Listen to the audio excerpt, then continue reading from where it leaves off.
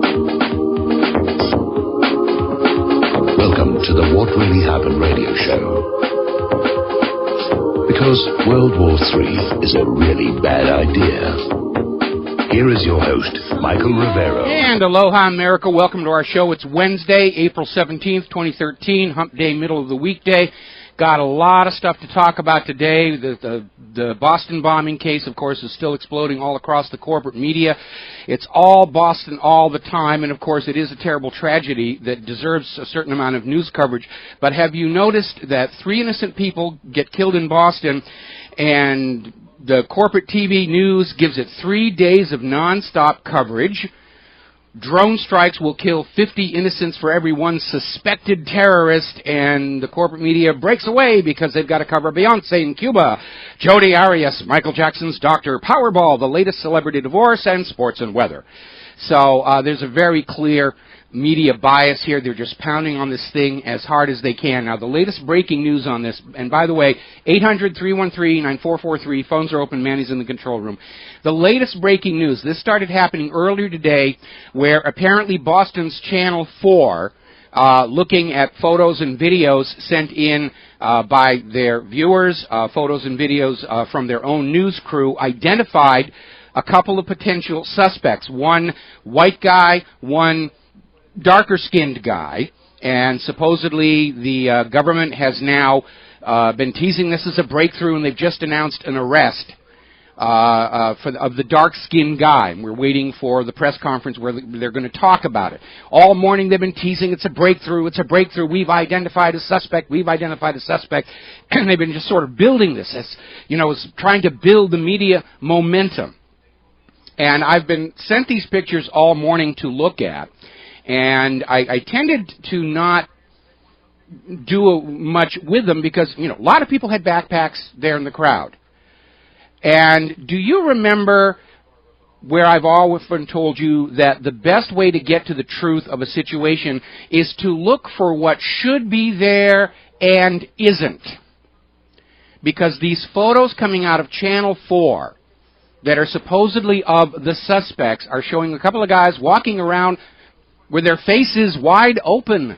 Now, I'm not in the habit of blowing up buildings other than on a movie set, which I did many, many years ago. But if I were going to set off a bomb in a crowd, knowing that there were news TV cameras there, that there were everybody in the crowd had their cell phones and their digital cameras and their security cameras all around, I would think about wearing a pair of sunglasses and maybe a cap. If you look at the crowd, a lot of caps everywhere with brims.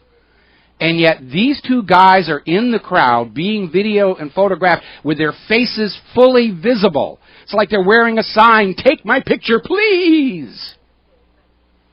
And certainly the fact that they've been announcing all morning that they have identified a suspect. If I were the suspect, I'd be picking that particular moment to go maybe visit my Aunt Louise down in Tennessee or something in the backwoods. So this thing is reading more like a scripted TV show on a very low budget than real life. And it just feels like it's another Oklahoma City setup. They've got the designated patsy. Oh, he's the bad guy. He did it all, and he is linked to the militias and the Patriot movement and the rest of it. No doubt after the arrest, this suspect will confess his membership in a grand nationwide underground terror plot amongst white, gun-loving, gay-hating, Constitution-kissing, Federal Reserve opponent Christian conservative patriots supplied with bomb-making materials by Iran via North Korea. And apparently Israel's sending police to Boston to, quote-unquote, help with the investigation. And that right there tells you this is, in fact, another false flag operation. They're pushing this guy. He's got brown skin. He's got brown skin. We're not going to say where he's from, but he's got brown skin. You can see where this is going. We'll be right back. And aloha, America. Welcome back to the show here. And I'm looking at all this photographic evidence identifying the suspects who are walking around. No sunglasses, no caps. It's like, take my picture, please. I'm looking at INFOWARS right now, and they're running this video sequence that supposedly shows one of the suspects leaving the aftermath of the bombing. Well, again, common sense. If you're going to set off a bomb in a crowd, you don't want to be there when it goes off. You are going to be leaving before it goes off. So this this thing, it just defies belief. But of course, if you're a loyal American, you will believe whatever the government and the corporate media tells you, because if you don't believe, the terrorists will win. This is a repeat of 9/11, and absolutely they're following that playbook. Remember back 9/11, Big Bang followed by anthrax letters sent to members of Congress because we've got to stampede them to sign the USA Patriot Act without even bothering to read it. Just get that bill passed. Just scare the members. That's where the terror campaign is really targeted right now, members of Congress. Now, the Secret Service announced earlier today that a suspicious letter was mailed to President Barack Obama, but was thankfully intercepted at the Secret Service processing facility well away from the White House. And it's tested positive for ricin. They're using ricin this time because the last time when they used the anthrax, it was genetically linked and traced all the way back to a U.S. government lab. It was sent in envelopes to say, oh, see, we're dumb Arab Muslims, death to America, blah, blah, blah. And it turned out the anthrax was U.S. government product here. Well, ricin has an advantage. You can't genetically trace it anywhere. It's processed from castor beans, and it is alarmingly easy to make. But they're out there saying, this letter was sent to Obama. I think he's playing for sympathy. He's trying to act like he's a victim too. First of all, nobody over the age of 6 years old actually believes the president reads letters sent to him by the general public. It doesn't happen. He's a very busy man.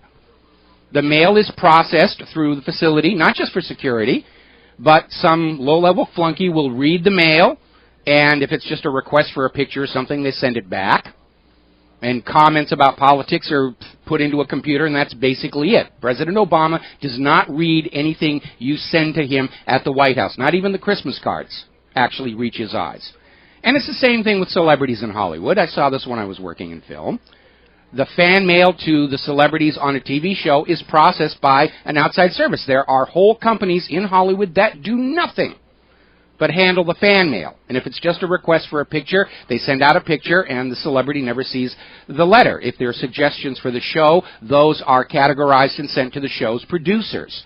Some celebrities on a show will say, I don't want to see any of the fan mail. Others will send instructions to these companies if it's a particularly touching or meaningful letter, I'd like to see it. And they'll get sort of a digest of the mail. But this is the way this kind of mail is handled. Nobody really believes the president will open an envelope sent to President Obama at the White House. It just doesn't happen. So this is a publicity stunt. It's a publicity stunt. Oh, poor President Obama, he is being threatened by these terrorists. And again, this is a repeat of the 9/11 playbook. Big Bang and a bunch of letters. Now, my concern here is we're experiencing a series of staged incidents to create in the minds of the gullible Americans, which are thankfully becoming a rapidly dwindling minority, that there is a real terror threat. And this could be building to some grand event, possibly on Friday, which is the anniversary of Waco, anniversary of the Murrah building bombing in Oklahoma City, and they've had another scare down there. And, of course, the battles of Lexington and Concord. All of this to allow Obama to shred what is left of the Constitution and crack down on anyone who doesn't give wet, sloppy kisses to the government and the Federal Reserve. And don't forget that tongue action, citizen. Now, no doubt these ricin letters being sent to members of Congress are intended to stampede them again into voting for draconian laws they have not bothered to read, which was what happened with the USA Patriot Act. Congress passed that without even reading what was in it. Oh, save us from the horrible terrorism. So, by the way, the letter to Obama did test positive to ricin, but again, it got nowhere near him. Now, we're seeing all these other reports, suspicious package alerts at Hart and Russell Senate office buildings. They've cleared out the floors. They're just pumping this stuff as hard as they can. Supposedly, they arrested a man inside the building attempting to hand-deliver these letters to various offices. Now, if you were going to send a poison letter to Congress, would you hand-deliver it? Or would you send it through the regular U.S. mail? And again, it just doesn't seem real. Apparently, over in Saginaw, Michigan, at the offices of U.S. Senator Carl Levin, which ought to tell you that Israel's having a hand in this whole situation. They've locked down the building, hazmat crews on the scene. This terror attack is being directed against the Congress of the United States of America to stampede them into voting for something that Obama or Israel wants without bothering to read it. We're also hearing out in California there was a coordinated attack against a California power substation with a high-powered rifle. And then somebody cut a fiber optic cable on AT&T. They're trying to just pound us. Terror, terror, terror, domestic. Be afraid, be very afraid. We've got to save you from the terrorists. I put up a clip from the movie V for Vendetta, from the very end where the chancellor is screaming at his subordinates. We've got to send a message to the people to remind them how much they need us to save them from chaos and violence. And it's a brilliant speech, and John Hurt did a marvelous job with it. And I can imagine that inside the bowels of power, we're hearing much the same kind of speeches right now. We've got to scare America into going along with the war agenda. We've got to scare them into going along with confiscation of their gold and silver and savings accounts. We've got to scare them back into obedience.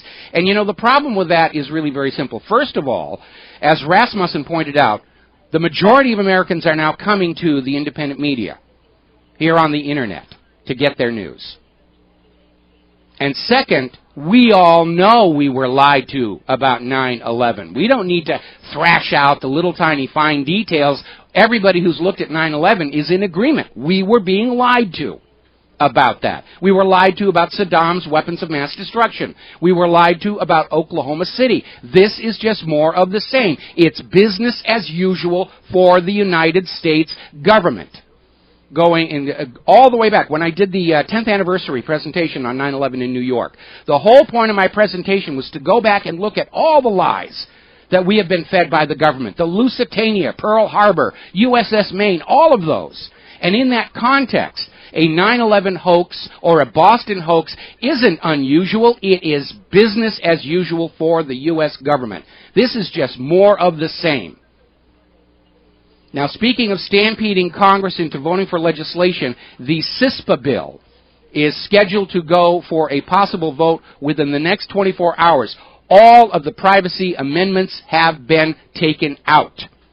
This is just a blanket license for the government to completely monitor all your communications, all of your internet activity, all your email, monitor your phone calls, everything wide open, and to share that information with whoever wants it. No restrictions whatsoever. So that's what this is really all about. Peter King is still up there saying, we need more cameras. We need more security. We need all of this stuff. It doesn't work. Even if this was a genuine, real, organic terror attack,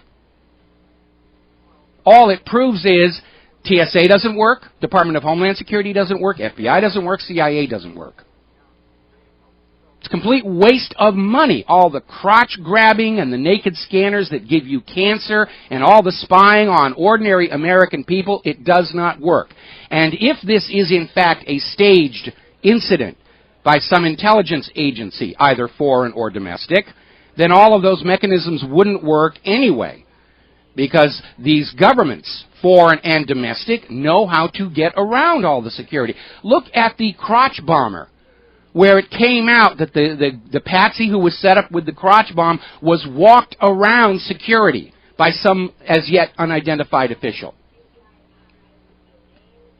Now we're seeing this interesting story out here, and this came out of Russia Today, about how the Boston bombing were very clearly very serious professionals who know what they're doing. Well, obviously these photos of these guys standing around with their faces completely exposed to the cameras tells us something else. And they include this comment in Russia Today. Since this tragedy, the worst terror attack in the U.S. since 9/11, has revealed major domestic security gaffes, it would become hard for anyone to speak against whatever anti-terror initiative President Obama comes up with. Well, I'll speak against it. They haven't worked. They will never work. Assuming this was a genuine act of terror and not a botched FBI entrapment or a false flag, It proves that all of this security we've had to endure, the surrender of our civil rights, didn't solve the problem. There's really only one way to end terror attacks in America. Shut down the Federal Reserve, that Ponzi scheme banking system, this designed to create more debt than money, is the cause of all the poverty and anger in America and every other nation with such a bank. The Fed is unconstitutional. So is the IRS. Point number 2, stop trying to conquer the rest of the world and force them into accepting private central banking. Why would they want the same type of banking system we fought a revolution to be free of? Stop looting the American people to pay for Wall Street's crimes. And of course, they won't do that. The money junkies are in control, and they see looting the masses as their inalienable right, and murdering thousands of wars and stage bombings just a cost of doing business. We'll be right back. And aloha, America. Welcome back to the show. We're talking about this nonsensical story that is being spun around the Boston bombing and how a moment's thought is going to reveal that it really doesn't make much sense. I'll give you another reason it doesn't make sense. If you were a real bomber, not working for a government, and not reassured that the police and bomb squad were going to be looking the other way as you did what you did, and you showed up at the Boston Marathon, and there was a much larger than normal security presence, including the bomb squad, would you not start wondering if maybe somebody had ratted you out, that you'd been informed on, that you were walking into a trap? Would you not turn around and shut off your little bomb and say, I'm going to wait for a more opportune target where I have a reasonable chance of getting away? Probably. Somebody who's a real bomber in that crowd, again with all the TV cameras around and all the extra police and the bomb squad there, they're going to be afraid. They're going to be sweating like crazy if they're not working for a government and have been assured that they will be able to complete their mission. So the idea that these bombers, even seeing the bomb squad and all the law enforcement, the extra law enforcement that were there, and they still proceeded to plant the bomb, that doesn't make a lot of sense. That doesn't make a lot of sense to me at all. This, again, this is somebody's scripted media event to scare the Congress and the American people into a new century of unlimited warfare on those nations who refuse the Federal Reserve, or those nations who sell their mineral resources for currencies other than the dollar. The dollar must be supreme. Men, this is what you're fighting for and dying for, and you might as well get used to it.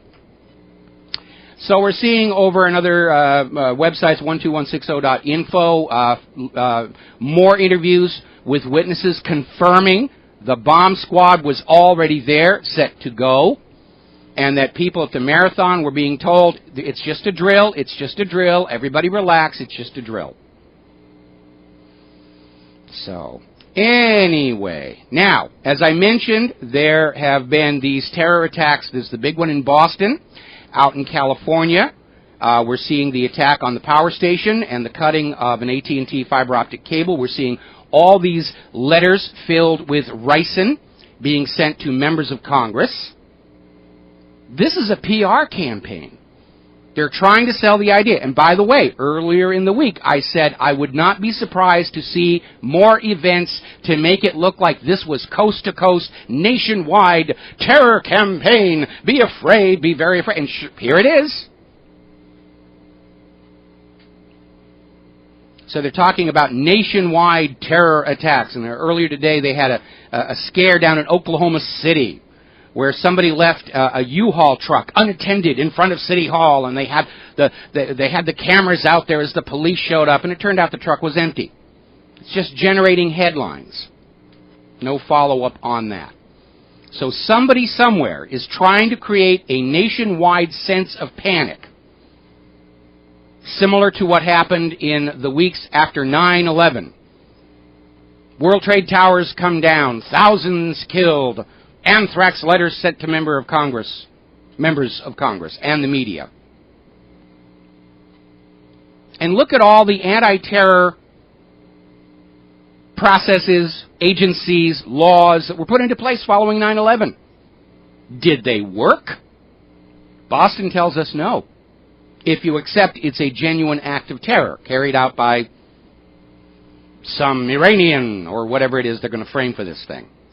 It doesn't work.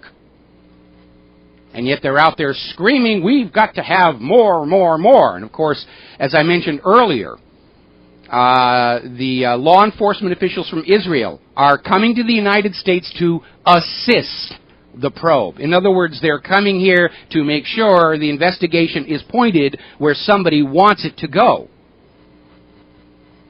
Israel's presence in the investigation, all by itself, is justification for presuming this is a false flag of some kind. We know how desperate Netanyahu has been to get the war with Iran. And now that they're out there talking about this brown-skinned man, I notice they've stopped talking about the white-skinned guy who was caught on the videos. The brown-skinned man. We're not saying who he is. They're teasing it. They're trying to keep people interested until the revelation, oh, he's from Iran. He's first cousin with Ahmadinejad. He's got whatever. They're getting ready to set it. But it is. It's a sales campaign. It's not news. Chuck Hagel is out there saying that the Pentagon is ready for the suspension of posse comitatus. They want to put army troops in the streets to make sure you just do what you're told to do. And they're really reaching out there in response to the Boston bombing. Apparently, Jay Moore, who is an actor and a comedian, supposedly, I've never heard of him before, but apparently he has come out saying that because of the Boston bombing, it is time to get rid of the Second Amendment and the gun culture. We'll be right back. And aloha, America. Welcome back to the show. So we're talking about this actor and comedian Jay Moore, spelled M-O-H-R, who has gone public saying that because of the Boston bombing, it is time to end the culture of violence in America and the Second Amendment must go. Well, Jay, there were no guns used in this crime. I'm surprised they didn't find an assault rifle somewhere on the scene. But there weren't. Violence is not dependent on guns. Boston proves that. And if you want our culture to be less violent, let us start by getting rid of all these wars of conquest to force private central banking on the rest of the world, and all of these drone strikes, which each and every single time they are used kill far more innocent people than died in Boston. And I'm not trivializing the tragedy of what happened in Boston. But again, 3 innocent people died in Boston. It has been established that every time a drone strike is carried out against a terror suspect, meaning he has not had his day in court, no evidence proving guilt beyond a reasonable doubt has been presented, an average of 50 innocent people around that suspect are killed. 50. So let's keep our sense of proportion and perspective on what's going on here. We're going to go to the phones. We have a caller, Larry in Oregon. Aloha, Larry. Welcome to the show. What's on your mind? The most important thing that's been said about this whole issue was said by Michael Rivero. He said, I'm more worried about the fact that they haven't identified anyone, because the perpetrators that they're accusing is us, all of us. Mm-hmm. And when I tuned into this very early. I cut the first 10 minutes. And other cities were calling in and saying they were locking down. Locking down against who? Us. Yes. The citizens of their own community, they're locking down. They're suspicious of it. It's like with Christopher, what's his name, when they shot up that truck with women in it. And Dunbar. The cell phones going out. They took out the cell phones. Well, who was the enemy? Us. I mean, how can we call in an emergency? How can we call our family? How can we take care of a road emergency, call our kids, take care of anything? Mm-hmm. When they take our cell phones out. Us, not Patriots, not alternate radio or anything like that. All of us. This is an attack on all of us.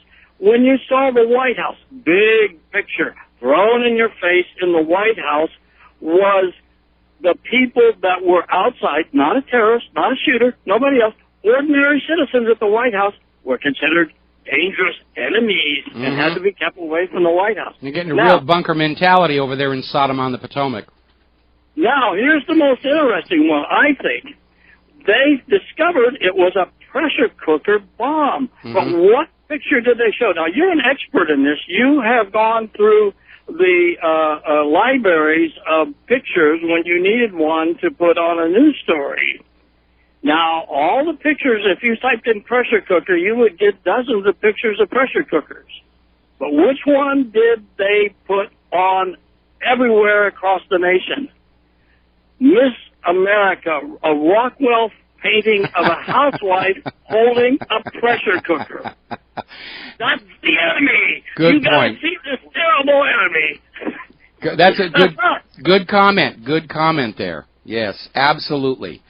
And again, you know, we've got this obvious setup with a convenient patsy like Timothy McVeigh during the Murrah building bombing, and there was significant evidence to show that he wasn't really there. And I'm going to put up my Oklahoma page probably tomorrow, because Friday we're going to be talking about the battles of Lexington and Concord. We're going to be talking about Waco. We're going to be talking about Oklahoma City. And as I said before, when you go back and you look at all of the lies and fraud and deception that has been used to goad you into wars or goad you out of your money in obedience, whether it's torpedoes in the Gulf of Tonkin, Spanish mine in Havana Harbor, global warming, all of that, you come to realize that operations like we're seeing in Boston is just business as usual. This is how the government rules you, through illusion, just like the Wizard of Oz. And again, as I lived through this very terrible, dark time in American history, I'm beginning to realize in hindsight what an absolute genius L. Frank Baum was, that he was able to get these ideas out there in a form that was palatable by the public and not threatening to the power structure. But when you read his original books especially, he was definitely making comments about the trends in the American nation at the time. Who was the doctor that constantly visited Timothy McVeigh? A mind control doctor. It could very well be. Absolutely, it's a record. It's a public record. My presumption is that they told Timothy McVeigh, just go along with this, plead guilty, we're going to fake your execution, and then put you into the witness protection program, and you'll spend the rest of your life managing the Wendy's out in Billings, Montana. Of course, they may not have actually kept that promise, because as long as he's alive and subject to potential exposure as his real identity, he's an embarrassment to the government. But Timothy McVeigh may have believed what his handlers were telling him, and that, of course, is the downfall of many patsies. Well, like Lee Harvey Oswald. Anything else, Larry? I was just going to say, Ted Gunderson said Timothy McVeigh had a chip in his brain. Well, I don't know about that part of it. The idea of chips beyond simple medical identification and everything is a little bit overblown. They still really have not figured out how to actually wire any kind of electronics into the brain, although Obama's project to map the human brain would obviously lay some of the technological groundwork for that, not counting the fact that each human brain is very unique because of our life existence. And it's like analyzing the software on this computer over here and then presuming it is an accurate one-to-one map of this other computer over here, when the first computer may be an accounting system and the second one may be used to compose music. So, you know, maybe more money for very little return. Larry, anything else? Yeah, be careful. Don't let your wife walk down the street with a pressure cooker. Well, she tends to use a crock pot. We don't own a pressure cooker. And, we'll see you later. All right, you got it. Yes, we actually had an unfortunate incident with a pressure cooker when I was very young, and I tend not to have those in my kitchen anyway. Now, getting back to this thing, obviously I am not the only person who is out here saying, oh, come on, how pathetic. Obvious false flag propaganda operation. We're certainly seeing that in a lot of the foreign press. It's certainly the presumption all over the independent media. And we're seeing this story, this is out of Poor Richard's blog, basically going back to looking at how many times we've had police and FBI posing as terrorists. And a lot of people are going back to, of course, the 1993 bombing of the World Trade Towers, that the patsies, the infiltrated Muslim group, were being managed and controlled by an FBI informant who was, if I recall correctly, an Egyptian gentleman. And they got him to be an informant because they had him on some other crime and said, we'll drop the prosecution on this if you will infiltrate these people.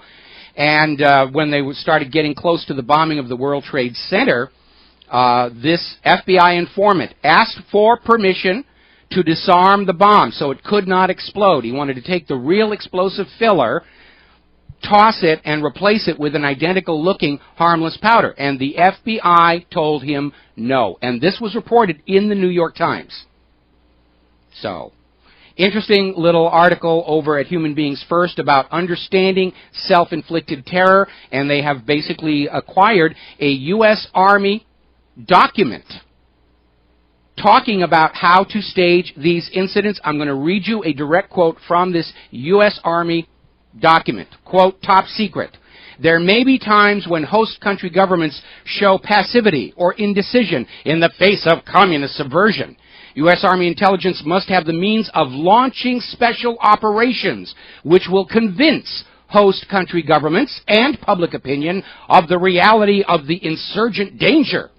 U.S. Army intelligence should seek to penetrate the insurgency by means of agents of special assignments, with the task of forming special action groups among the most radical elements of the insurgency. So this is nothing new. They have been doing it since the 1950s. And if you remember the whole exposure of COINTELPRO, when that scandal broke in the 1970s, and it came out that the FBI was behind the Black Panther coloring book that was poisoning black and white relations, when it came out that the FBI literally created and staged that anti-war protest at Disneyland in Anaheim that turned violent in front of the press cameras and was used to destroy the credibility of the peace movement, and that came from the FBI under orders from the White House. This is how they manipulate you.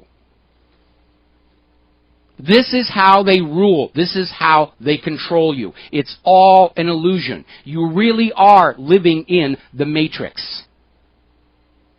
A carefully crafted illusion that the corporate media puts before you to get you to think what the government wants you to think. Oh, there's domestic terrorists out there. There's Iranians out there. Save us, take my money, take my children, just keep me safe. But in the long run, it's not going to work, and I'll tell you why. Fear is very tiring. It's exhausting. The emotion of fear in the human mind is controlled by a neurotransmitter, the chemical basis for all of your feelings. Drugs like alcohol or nicotine or marijuana or meth make you feel the way they do by altering the flow and balance of these neurotransmitters. But there's a finite supply of these neurotransmitters. And if you are afraid, and you're kept afraid month after month, year after year, eventually you burn out that neurotransmitter that allows you to feel fear. And your body can't replace it fast enough.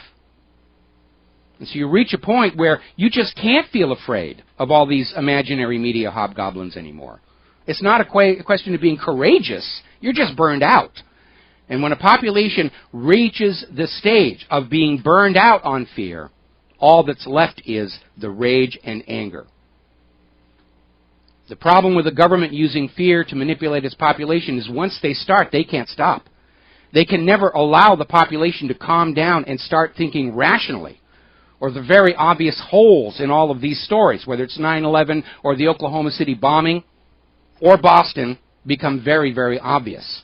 And so they're always needing to ramp the fear up more and more until it reaches that burnout point. And I think most of America is at that point. We're tired of being afraid. We just can't come up with the energy to feel fear any longer. And that's why I think we're seeing so many voices across the independent media saying, yeah, this is an obvious propaganda operation here. We're going to grab another phone call. Alex in Texas. Aloha, Alex. Welcome to the show. What's on your mind?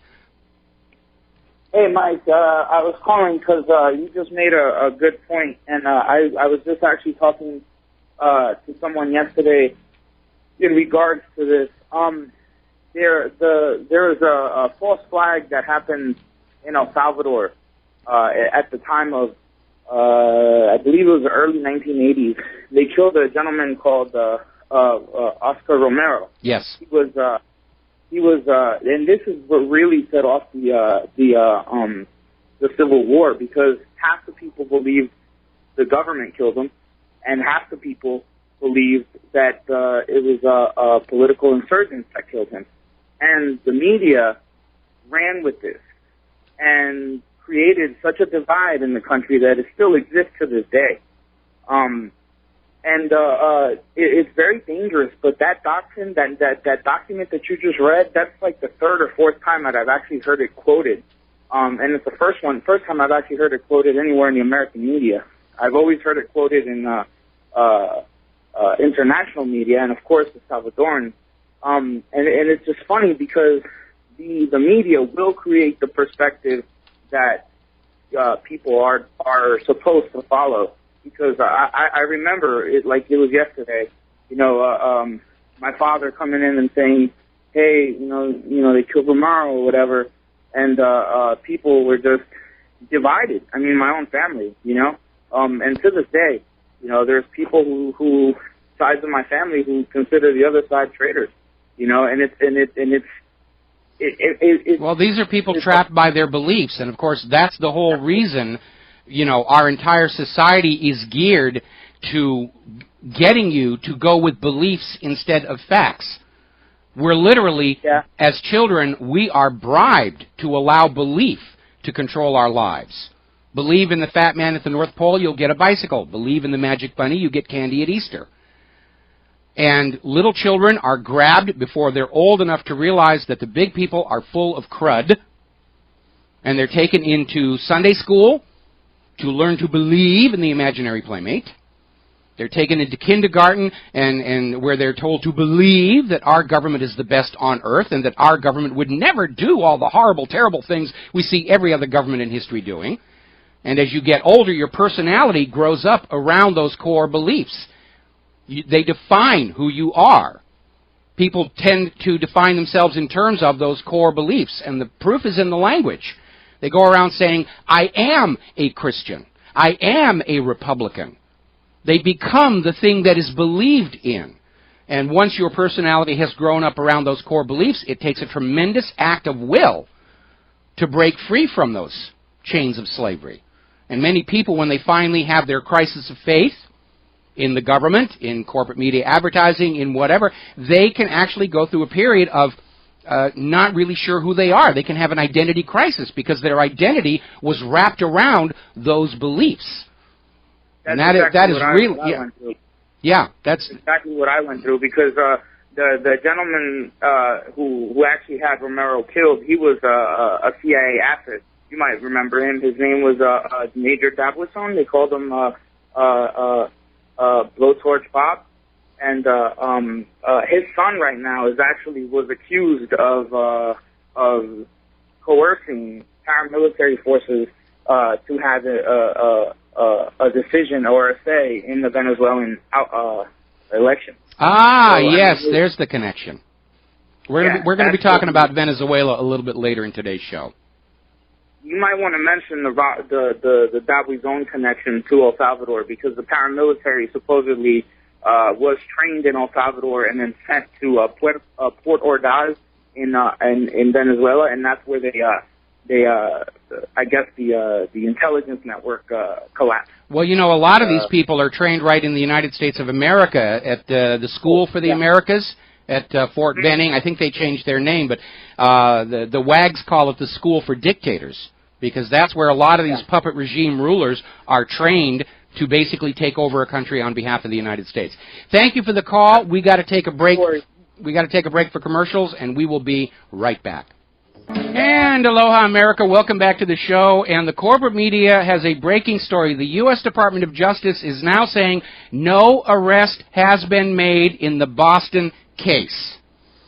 Not too long ago, they were saying U.S. Marshals taking this man to the court. Well, for all the reasons I pointed out why this photographic evidence really didn't pass the smell test. And but now they're saying, nope, we don't have a suspect, we don't have an arrest. False alarm, nothing to see here, citizen, move along. Back to the phones, Brian in Georgia. Aloha, Brian, welcome to the show. What's on your mind? Hey, Mike.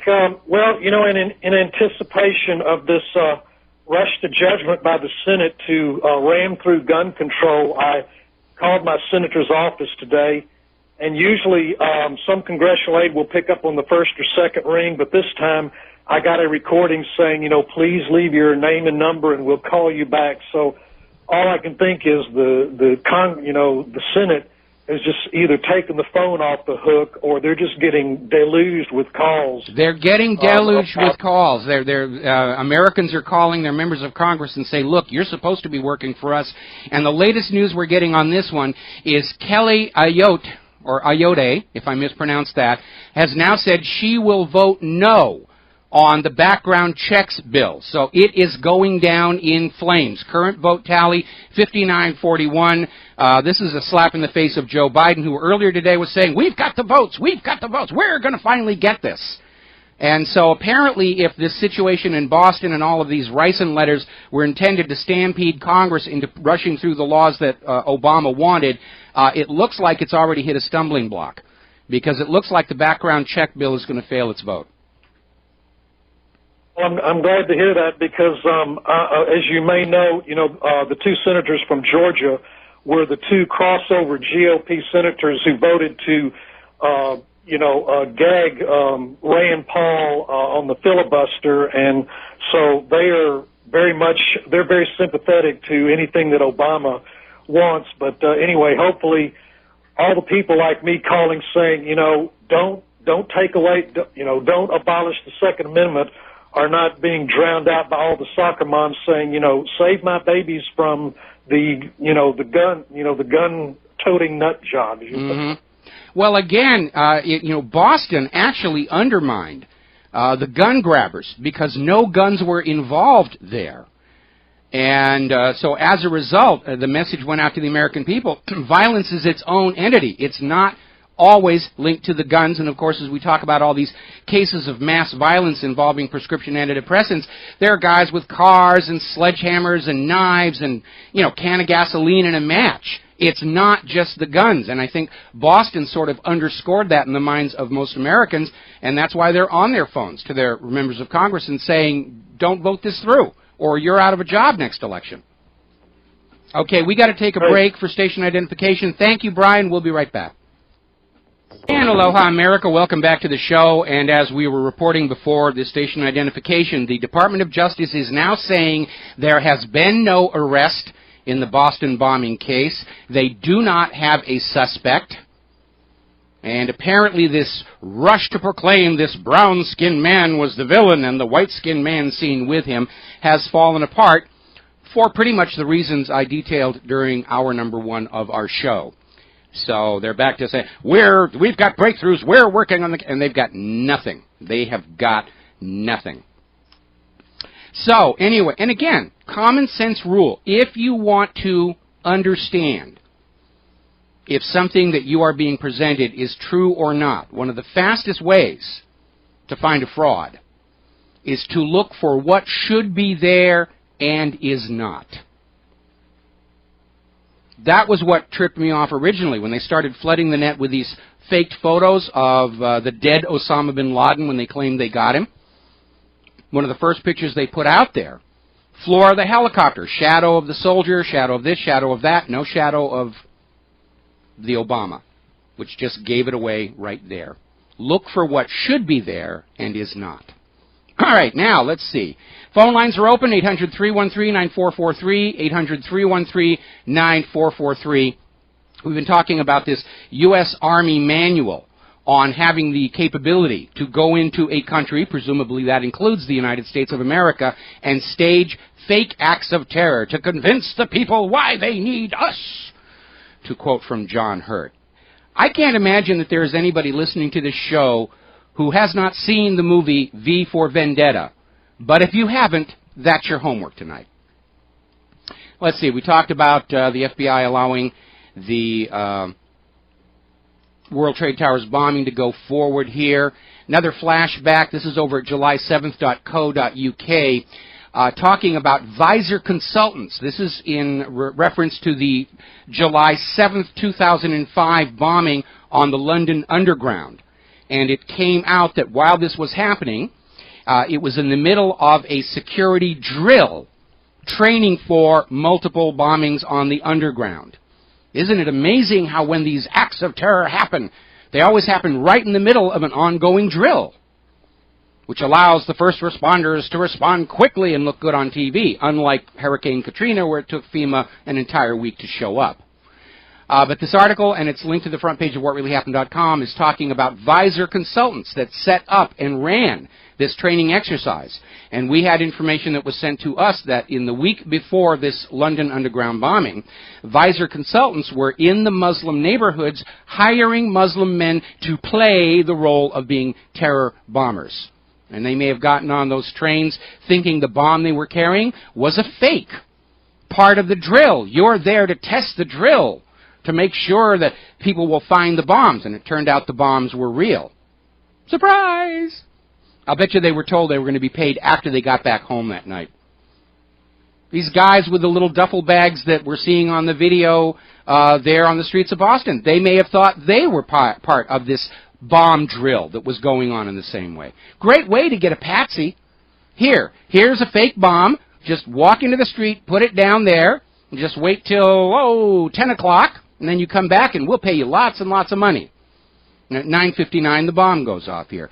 Let's see. We're coming up on a commercial break. I know we got a caller on the line, and I'm going to wait until we're in the next segment to talk to her.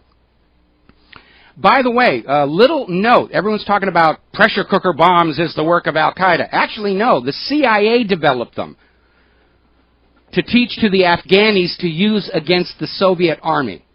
So that's the real source of this particular munition. We'll be right back.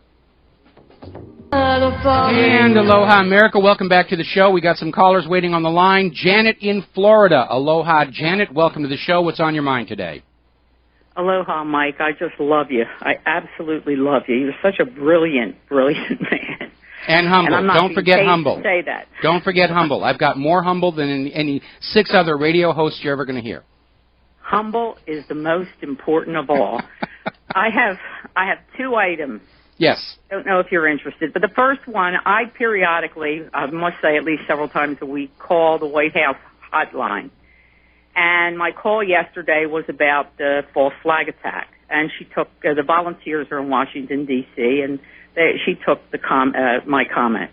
Today I called back to say the same thing, and this time I was told I had to call the FBI. And the FBI number was given to me to call. Mm-hmm. Don't know if that means anything. I think it was very similar. I think they got tired of the phone calls and they said, let's just give it to the FBI. This is their mess to clean up. Pardon? I think they just they're foisting it over on the FBI because they're getting too many phone calls. And Hello? They figure, hello, can you hear me? Okay. Yeah, now I can. Okay. No, I was basically saying that probably the White House is getting a huge number of calls on this very same subject. Most Americans are presuming this is a false flag of some kind, and they just decided they were going to dump this phone traffic over on the FBI and let them deal with it.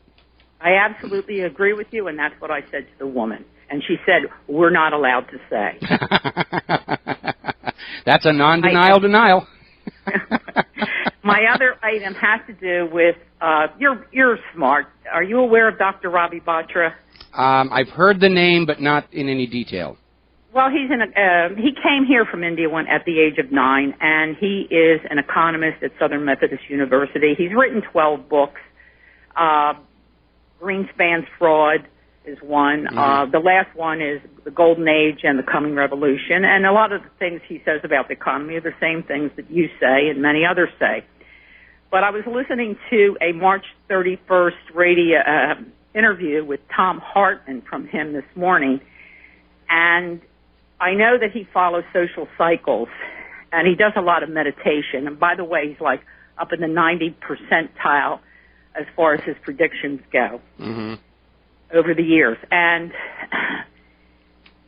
he believes in social cycles, and this, he says, we're in the age of acquisitors, which I can't deny that. I mean, look at the 1%.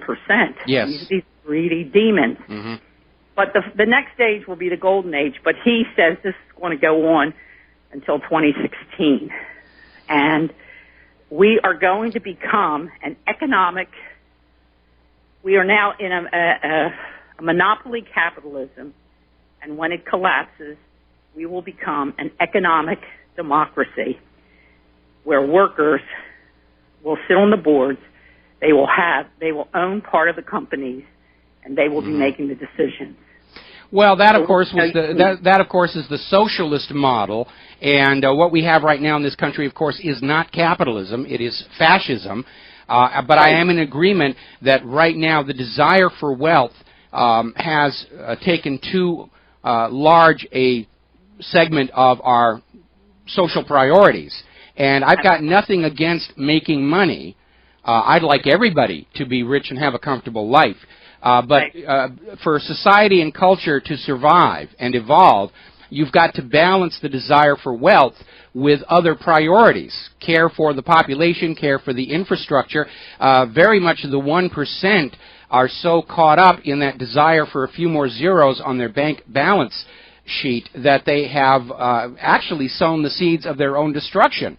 Because I hope so, Mike. The real wealth of a nation begins with the labor of the factory workers, begins with the labor of the farmers in their fields. That's where the real wealth begins. And if you start strangling manufacturing and agriculture, as has already happened, if you allow the infrastructure that supports commerce to deteriorate, well, then the real wealth dries up, and what we're seeing the 1% do right now is game the system to get the largest number of these ink and paper things that the Federal Reserve is creating out of thin air. And that's not a healthy economy. It's not even a functioning economy. It's basically a real-life version of monopoly, and they don't seem to understand it's become completely disconnected from the real world.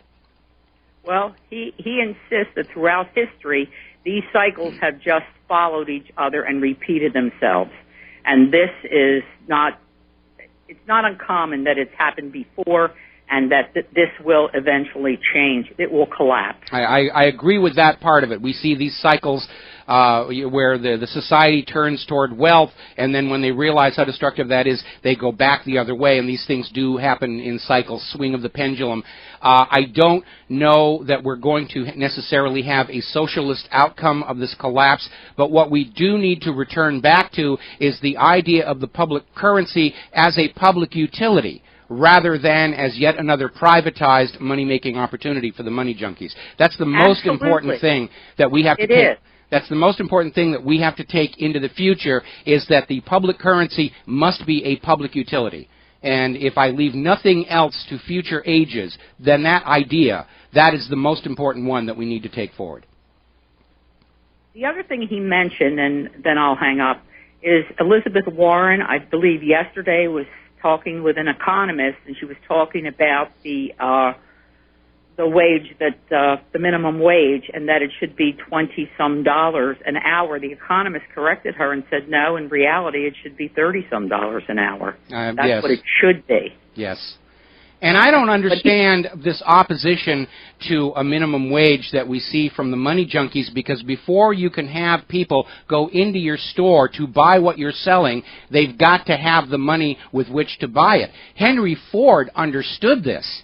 He paid the workers in his auto factory very, very well so that they could buy the cars they were building. And then when these ordinary working people started driving these cars through the streets of America, it sent the message. This was a car for ordinary working Americans. It wasn't one of these fancy custom-built things that were hallmarks of the rich at the time. And it was one of the smartest business decisions he ever did, and it triggered an explosive sales of his Ford motor vehicles. And Henry Ford understood a basic truth, that the best way to become prosperous is to make your community around you prosper. And we have lost that simple wisdom in the years since Adam Smith came out with his nonsense about being personally greedy works for the society as a whole. And John Nash proved that was wrong in his doctoral dissertation. But the money junkies want to worship at the altar of Adam Smith because it justifies personal greed and aggrandizement. But it doesn't work. We can see that right before our very eyes. That model does not work. My call, Mike. Okay. We're going to switch over. Yeah. We're going to switch over to Jim in Oregon. Aloha, Jim. Welcome to the show. What's on your mind? Oh, good morning. The Boston bombing. You know, it does seem that there has to be at least two people, because you wouldn't have one person strolling into that area with two backpacks on their, back or arms. Mm-hmm. And then You know, I've seen this roll of photographs that, you know, depicts these different folks. I have to say, at least one of them, the backpack is pretty similar to the, you know, the backpack that's been, you know, already blown up and stuff. And, you know, it does seem, I don't know for sure about these photographs. I think you got to be analyzed. But it does seem that there's more than one person. You know, they do have these guys that are dressed kind of tan pants, black, over a jacket with backpacks on. You know, I got to wonder why guys with huge backpacks on weren't, you know, questioned at all by all these dog sniffing, you know, cops. Well, if you look around there, you know, a lot of people had backpacks. You know, they're at the marathon, they've got a backpack, they've got bottles of water, they've got whatever it is they feel, you know, little bags of munchies or whatever if they don't want to purchase from the street vendors. There were a lot of people with backpacks. A lot of the runners had friends and family there carrying a pack with like towels and bottles of water and supplements to help them recover from the aftermath of the marathon. So there was nothing unusual about these rucksacks and backpacks being there. And the fact of the matter is, if you're not walking, you tend to put these backpacks on the ground just to take the load off your own feet. And what do you make of the report from that one cross-country guy, coach, who said that there was, you know, bomb drills being mentioned before the race, and then his disconcert, he thought it was more security than what he'd seen at other, you know, marathons, and then later the police commissioner denying that there were any drills or anything. Well, I mean, I wouldn't believe the police commissioner if he told me it was going to be a sunny day. I'd take a raincoat with me. This idea that the bomb squads were out there and the dogs were there and they had spotters up on the roof has been confirmed by multiple witnesses. But again, because I'm sure the plotters of this false flag understand that we have linked these drills to these so-called terror attacks many times before, whether it's 9/11, the 7/7 bombing in London, Madrid. There was a drill going on there up in where that Andrew Breivik mass shooting. There was a drill taking place at the same time dealing with mass shootings. It's a common pattern. And so I'm not at all surprised that officially they would deny there was any kind of a drill. But again, it's been reported by multiple witnesses. And at this point, I wouldn't take the government's word for anything about this. Got to take a break for commercials. We will be right back. And aloha, America. Welcome back to the show. And if you were worried about the corporate TV news standing there with egg on their face after all morning saying we've identified a suspect, he's going to be arrested soon, he's been arrested, the marshals are taking him in, and then the Department of Justice come out, and now the Boston police are also confirming there has been no arrest, they don't have a suspect. Kind of makes you wonder who was feeding this bovine excrement into the U.S. corporate media, and how angry and embarrassed Wolf Blitzer has to be there after teasing this, and we've got this brown-skinned man, he's a villain, hate him, 2-minute hate. Well, not to worry, because they just got another distraction. Apparently the Boston courthouse has been cleared because of some kind of a threat there.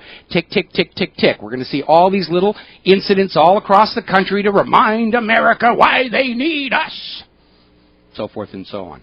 Now, the idea that this is a false flag operation is resonating through a significant portion of the American public, obviously, and it is definitely being picked up all around the world. And I'm a little flattered because over at Press TV, they had a little story talking about how the false flag meme regarding Boston has gone effectively mainstream, with mainstream being defined as the place where most people are now going to get their news, meaning the independent media and the Internet. And they list some people who are out there at the forefront of pointing out why this is an obvious false flag, and I'm on the list.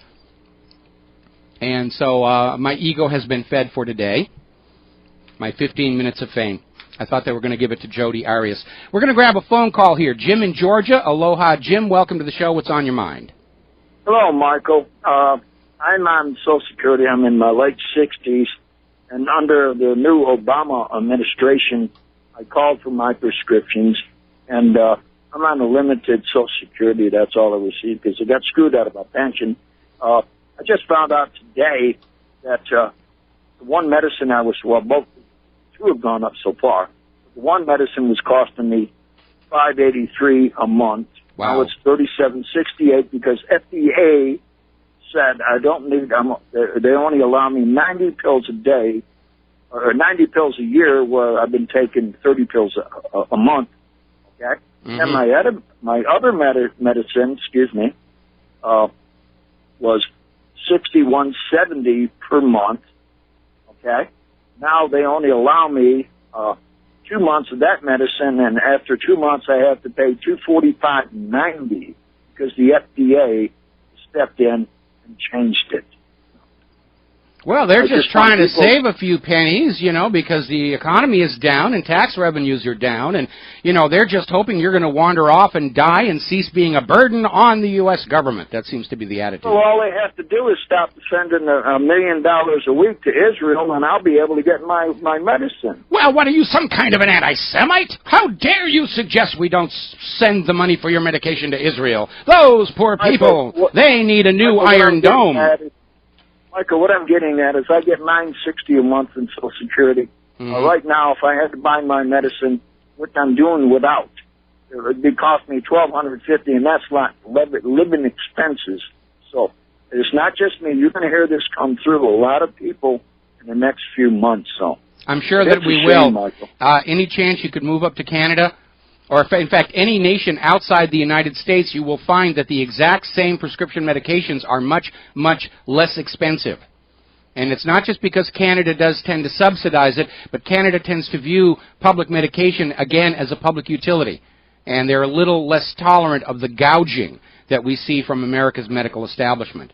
I agree with that. Our money should be a public utility, too. Absolutely. Beyond all shadow of a doubt, the public currency should be a public utility. Michael, I'm just sending up a red flag for other people to warn them that this is coming, okay? Okay. I don't know how we're going to... All I can do is go to in front of the hospital, lay down in front of the front door, and be indigent. That's it, so. Okay, well, listen, whatever you do, don't take a pressure cooker with you, because they're a little nervous about those things right now. All righty, thanks an awful lot, and we're almost to the end of this segment. If you live in the Boston area... and because of the events of the bombing, you fail to get your 1040 form in on time by the deadline, you can relax. The Internal Revenue Service is giving Boston area taxpayers an automatic filing deadline extension to July 15th. It's kind of like what they did for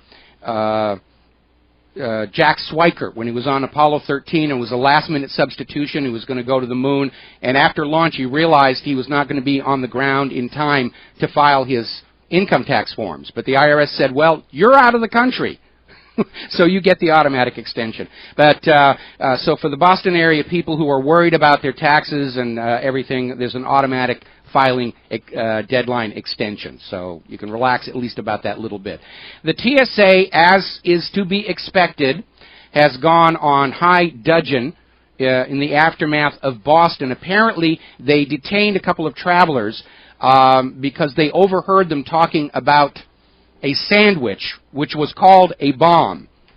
Like the TSA actually believes that if you are a real bomber carrying a real bomb onto the plane, you're going to talk about it out in the open. This is what you get for hiring these high school dropout morons. We'll be right back. And aloha, America. Welcome back to the show. And, of course, I keep hitting on the fact that if there's one thing Boston shows us all, it is that this culture of surveillance, this security industrial complex, simply does not work. We were sold this idea that the government could look at your email without a warrant, listen to your phone calls without a warrant, break into your computer over the internet and look at whatever you've got there without a warrant, because this is how they would save us from future acts of terrorism. And obviously it does not work. And this whole security industrial complex has led to some insane abuses. there was a story at Glen Burnie High School where a police officer installed a hidden surveillance camera in the boys' bathroom. And one of the students found it. And this police officer is not going to be charged for a violation of their privacy because goodness knows in the boys' bathroom of Glen Burnie High School you will find a terrorist cell with a pressure cooker and explosives Moran saying bad things about gay people, the President, and the Federal Reserve. And it's time to sort of back off and realize that privacy is an inalienable right. That's why there is a Fourth Amendment. The government should not and does not have an automatic right to peek through your windows when they feel like it. Okay, we're going to talk about the economy for a little bit. Looking at the stock market, it's not having a very good day at all. And a lot of volatility out there looking at the numbers there, at the trading volume. Now, over at dailymail.co, they're talking about their own unemployment problem. They're saying their unemployment jumps to 7.9%. I presume the government of Great Britain is as dishonest with their unemployment figures as the United States government is.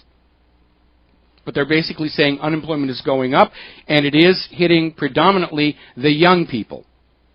Same as it is in this country. And, of course, the military recruiters are out there saying, don't worry if you can't find a job. We have one for you, and you get to play with guns. See the world. Travel to exotic distant lands. Meet new people and shoot them. It's called an economic draft. Just starve a community of jobs until the young people just getting out of school have no other choice but to join the military. It's not a draft. It's of their own free choice they're coming in. We just have to starve them enough and we'll get all the soldiers we need. We've been talking a lot about this sudden down pressure on gold and silver physical prices, tied in, of course, with all these ridiculous paper contracts. Over at ETF Daily News, they're describing this gold slam as just another massive wealth transfer from the pockets of the people to the banks to spook us into selling our gold and silver physical at depressed prices, so the banks can pick it up at depressed prices and make good on their obligations for these bullion deposits or their own futures contracts. Peter Schiff is out there saying that gold could go as low as $1,000 an ounce.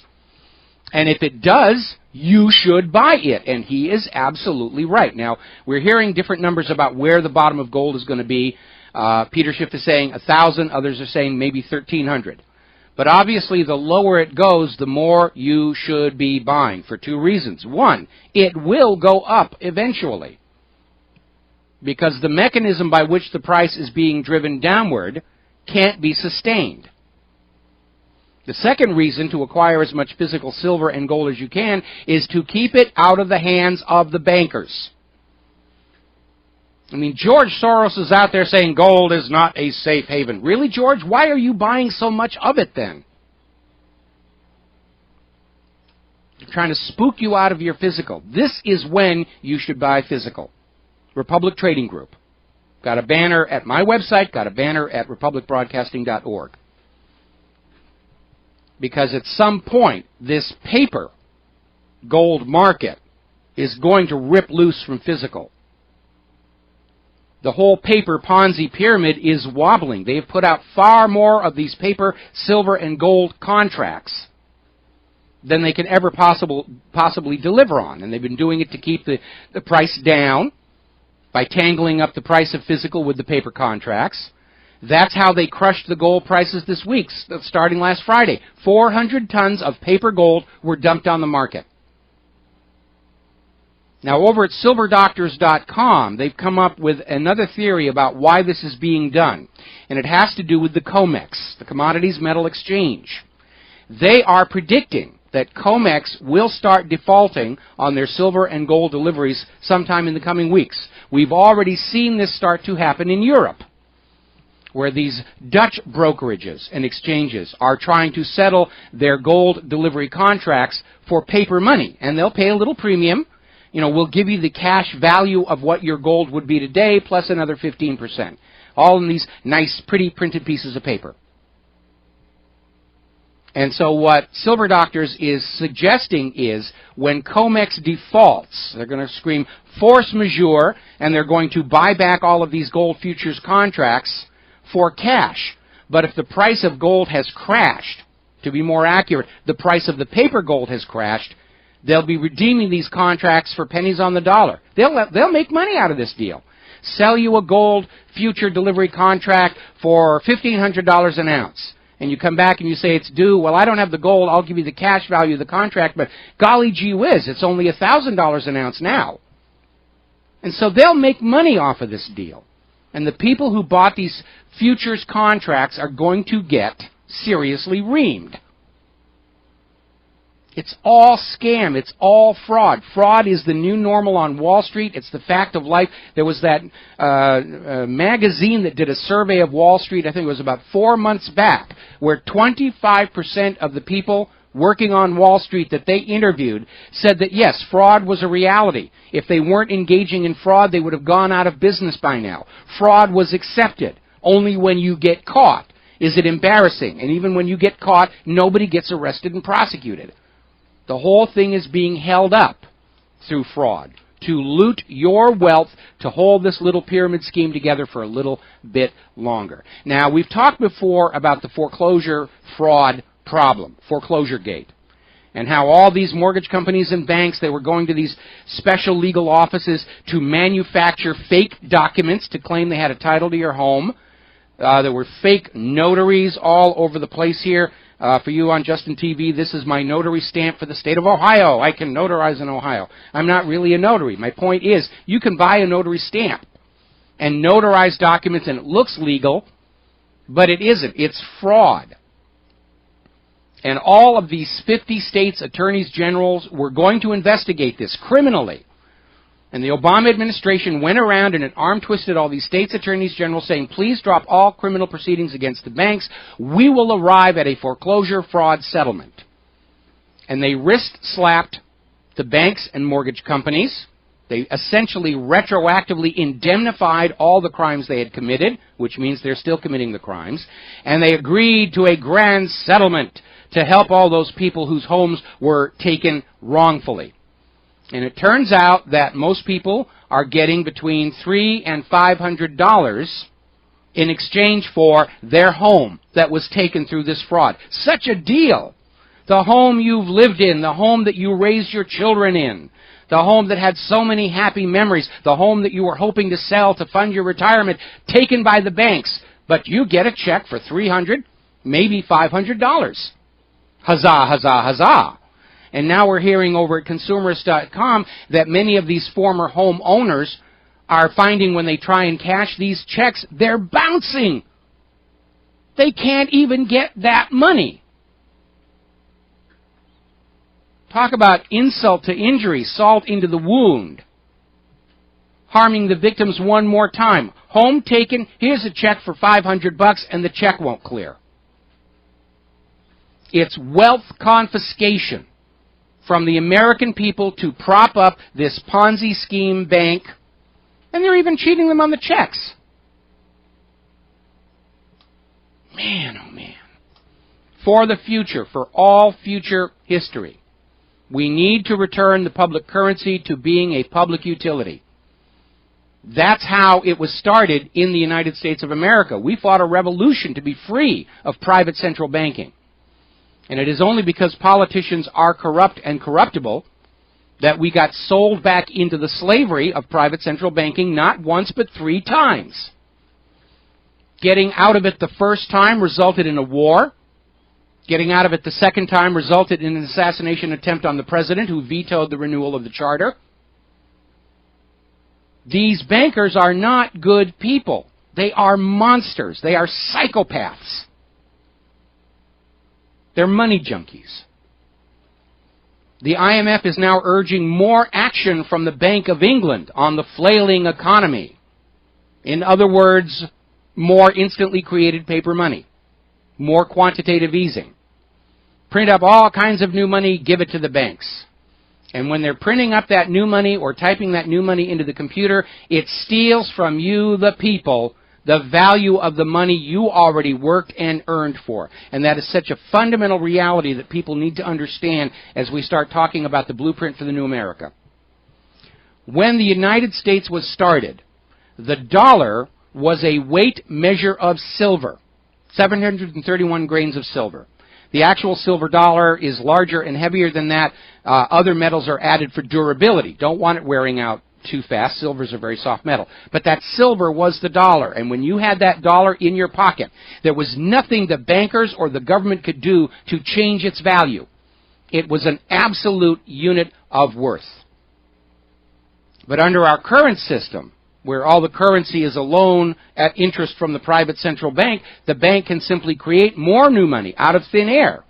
And when they do, the money you already worked for, the money you already earned and have in a savings account, in your pocket, in the mayonnaise jar buried out by the pineapple plantation, loses value.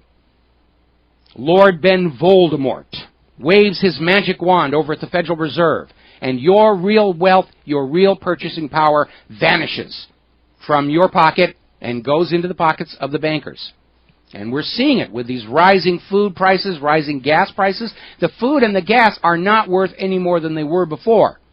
Your money is now worth less. And you know what they're really saying to you when they devalue your money? They're saying your work is worth less.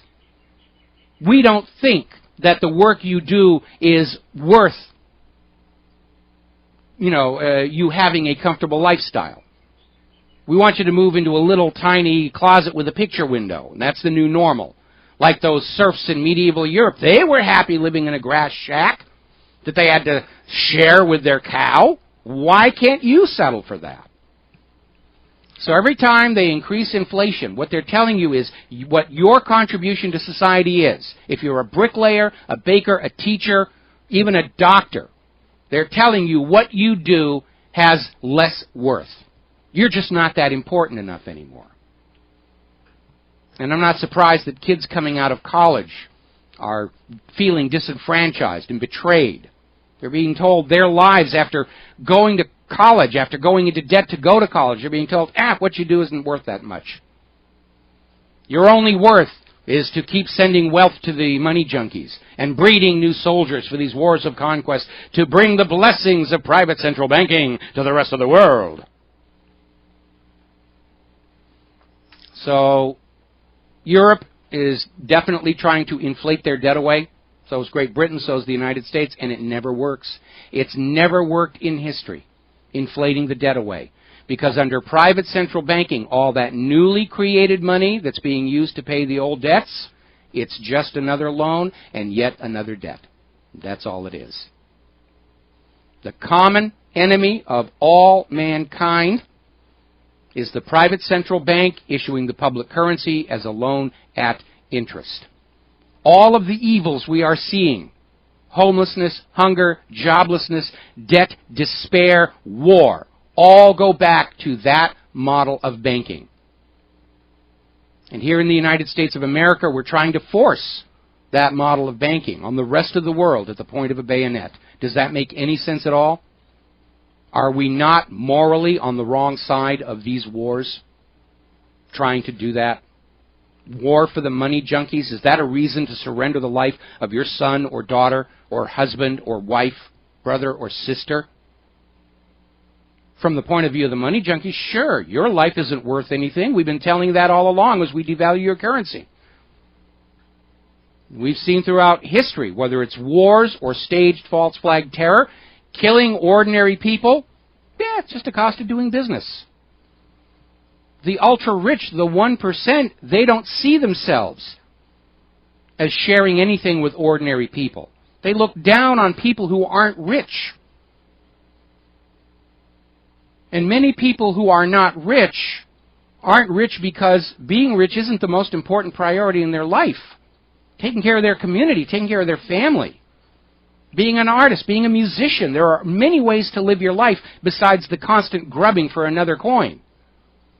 And the money junkies look down on anybody who is not an addict the way they are. And they seek to use them as chips in the great global game.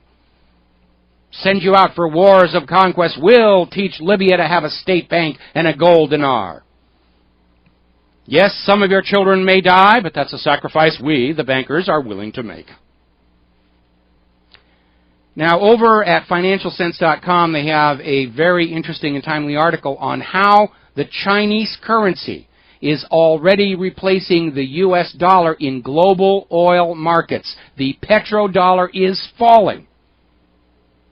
And that's why the U.S. is so desperate to reconquer all these countries and say, you will, by golly, only sell your oil for the U.S. dollar. So the U.S. gets a piece of the action from the global oil trade. There are now almost 20 countries that have direct currency swaps in place with China and do not go through the U.S. dollar. Bretton Woods is dead. It was actually murdered by Richard Nixon when he suspended gold convertibility. And it's staggered forward this far by links to the Middle East oil nations. But now those nations are selling their oil for other currencies. All the sanctions have done against Iran is to allow Iran to sell their oil for gold, yuan, anything else. The U.S. dollar is not going to be the dominant global reserve currency for very much longer. And when that happens, the big crash will occur. We'll be right back. And aloha, America. Welcome back to the show here. And following up in Boston, the federal courthouse and a hospital are now evacuated. Something going on there, another one of these staged terror attacks. Be afraid, it's everywhere. And I think they're doing this one as a distraction from that hideous embarrassment this morning where, you know, all morning along, the corporate TV news, they've identified a suspect. We have him in videos. We have his picture. It's got brown skin, so of course he's going to be guilty. And as we reported a little bit earlier, the Department of Justice and the Boston Police Department came out and said, actually, no, we don't have a suspect and nobody has been arrested. And I just wonder who in the TV news, or who was feeding the TV news all these reports, because I was watching Wolf Blitzer, and he's saying, we have these sources, and they were like citing all these people saying, there's been a breakthrough, we've got it. Complete nothing. Somebody wrote in and suggested that maybe the guy they were talking to turned out to be an Israeli, so of course he has to be let go. But again, I don't think so. Because, again, whoever is doing the bombing, whoever it is, even if it's Israeli Mossad, they're going to have sunglasses, they're going to have a hat, they know there's cameras all over the place, and they're certainly going to leave before the bombs go off. There were so many things wrong with that. And it's rather amazing that in the entire structure of the American TV news system, there wasn't one person who looked at these pictures and understood immediately all the problems with this story. I know they're on tight budgets over there at the TV news, but I think maybe they need some producers over there who are a little above minimum wage. Anyway, interesting story coming out of MarketWatch.com. And the title of it is, America Needs a New War or Capitalism Dies. And the tagline on the story is, America needs a new war. For the economy to survive, job market to revive, capitalism thrive. Maybe. They're actually selling the idea that the way we will save this economy is with a new war. Gee, I hate being right all the time, because I have been saying for months now that what's going on with all of these wars is a repeat of what we saw 2 times before. Crash of 1907, fix it with World War I. Crash of 1929, fix it with World War II. Crash of 2008, we've already invaded a dozen countries on 2 continents. That's what they do. The problem isn't the wars. The problem is the Federal Reserve, that private central bank issuing the public currency as a loan at interest, is the problem. Before the creation of the Federal Reserve, there was no such thing as a world war. Now we're on the doorstep of big mistake number 3. They don't want to fix the problem. They're just trying to deal with the symptoms. And they would much rather send a couple of million of your children to horrible death and disfigurement than give up their little Ponzi scheme. From private central bank to world war is inevitable. You can't have one without the other. It's a 3-step process. The instant that first pretty printed piece of paper goes into circulation as a loan at interest, debt grows. When we come back from station identification, I'll expand on that idea and why we are where we are because of the money junkies. We'll be right back. And aloha, America. Welcome back to the show. Hour number 3, Dan the Man is now in our control room, twiddling the dials, keeping us out of trouble and ready to answer the phone when you call into 800-313-9443, 800-313-9443. Now, as I was mentioning before the station break, and I know I've said this before, but it's an important concept you need to share with your friends. The link between the private central bank issuing the public currency as a loan at interest and world war is inevitable, and it's this horrible 3-step process. Get the public into debt, serving the bankers, until the public becomes aware of how much debt they're in and they stop borrowing. At that point, the Keynesian economists come in and say, well, government must borrow on the behalf of the people and without their permission in order to keep that little pyramid going. Because there must always be a brand new, larger pool of borrowing to allow the creation of new money with which to pay the interest on the old money. That's what makes it a pyramid or Ponzi scheme. So the people are borrowed to the max, and then the government borrows to the max, and at the point where the people won't borrow anymore, and the government can't borrow anymore, that's when the world war gets started. Because the war will force everybody to borrow even more money to fight that war. And after the war is all over, they have to borrow even more money from the bankers to rebuild from the war. And when it's all over, ordinary people like you and I, we have pretty much what we had before. Except our graveyards are a lot bigger, and we're back on the hook to the bankers for another 100 years of debt servitude. They've pulled it off successfully twice. They're trying to pull it off a third time. Don't let them. Now, I ran an interesting poll on my website earlier today, and the question was, given that you have to go through one of these, which would you prefer? A global nuclear war or collapse of the private central banks? Now, obviously, the overwhelming majority of respondents said they would rather see the private central banks collapse than mushroom clouds over their towns and cities.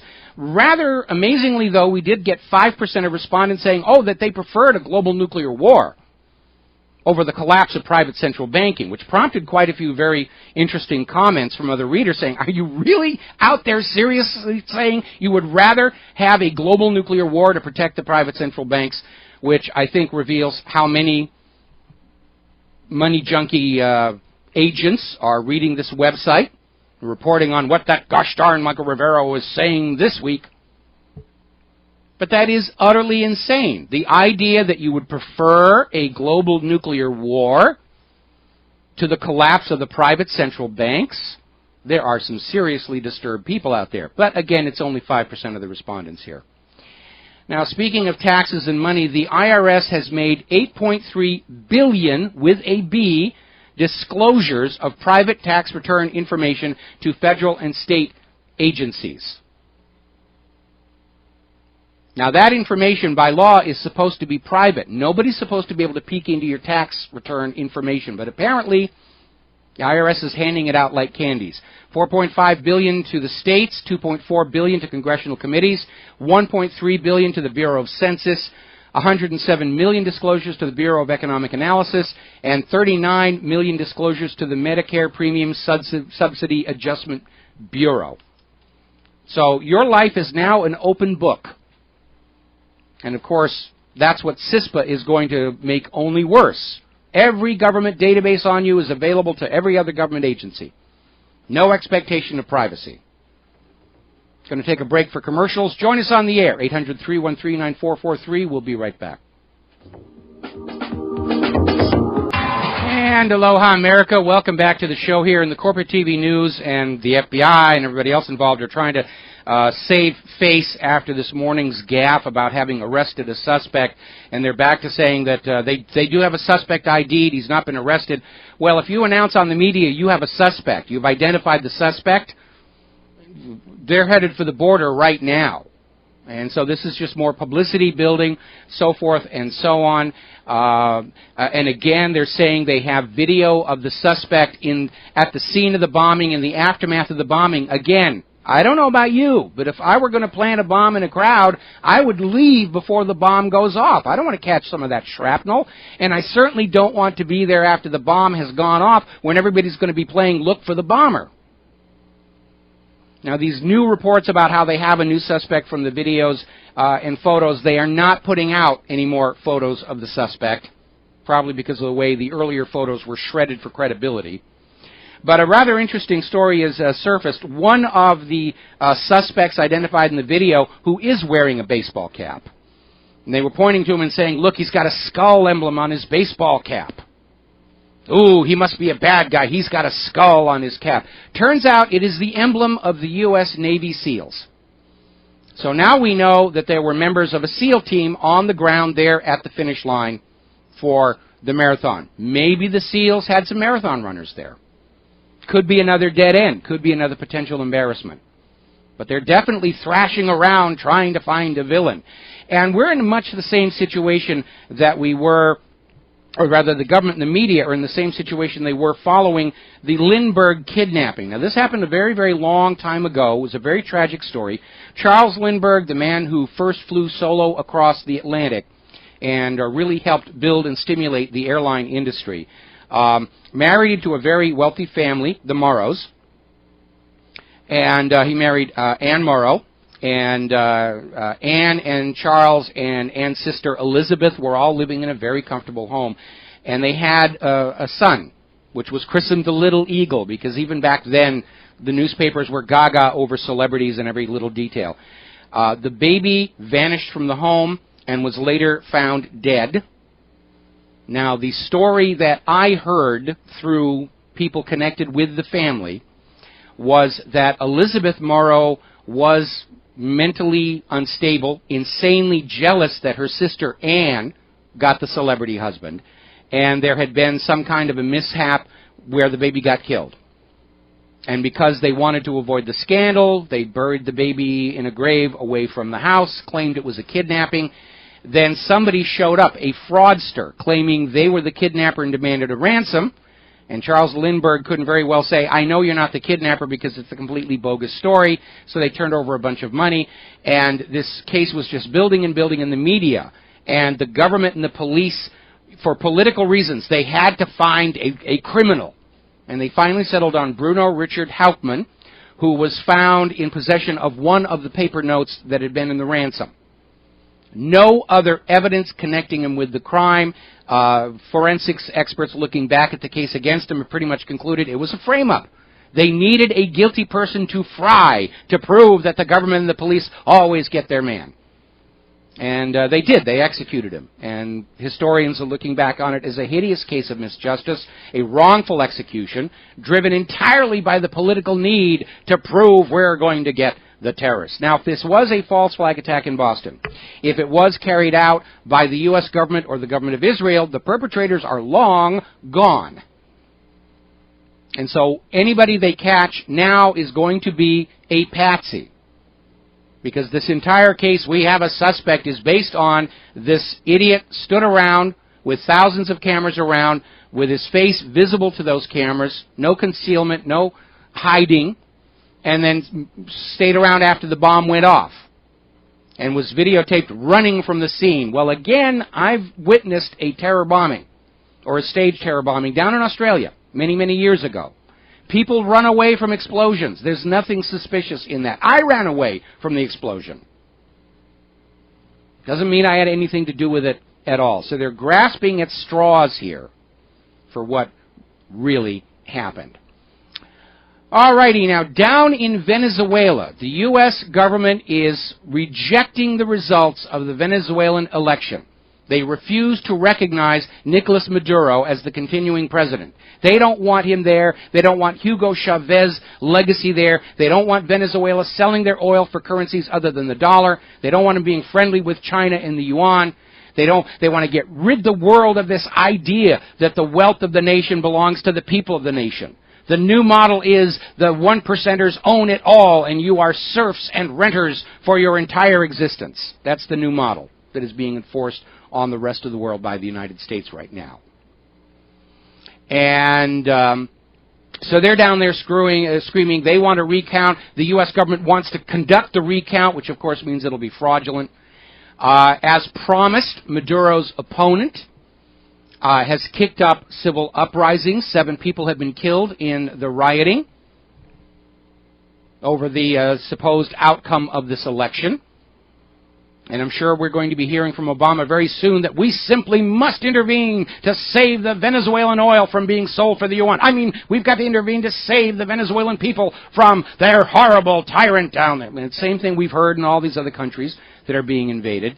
Meanwhile, Maduro is saying that the civil unrest is, of course, a problem, but the call for a general strike cratered, which tells us that the support for this uprising is very small, because they couldn't get the population to go along with a general strike, which, if it really was 50-50 of the Venezuelan population for and against Maduro, you would have had a lot of support for a general strike.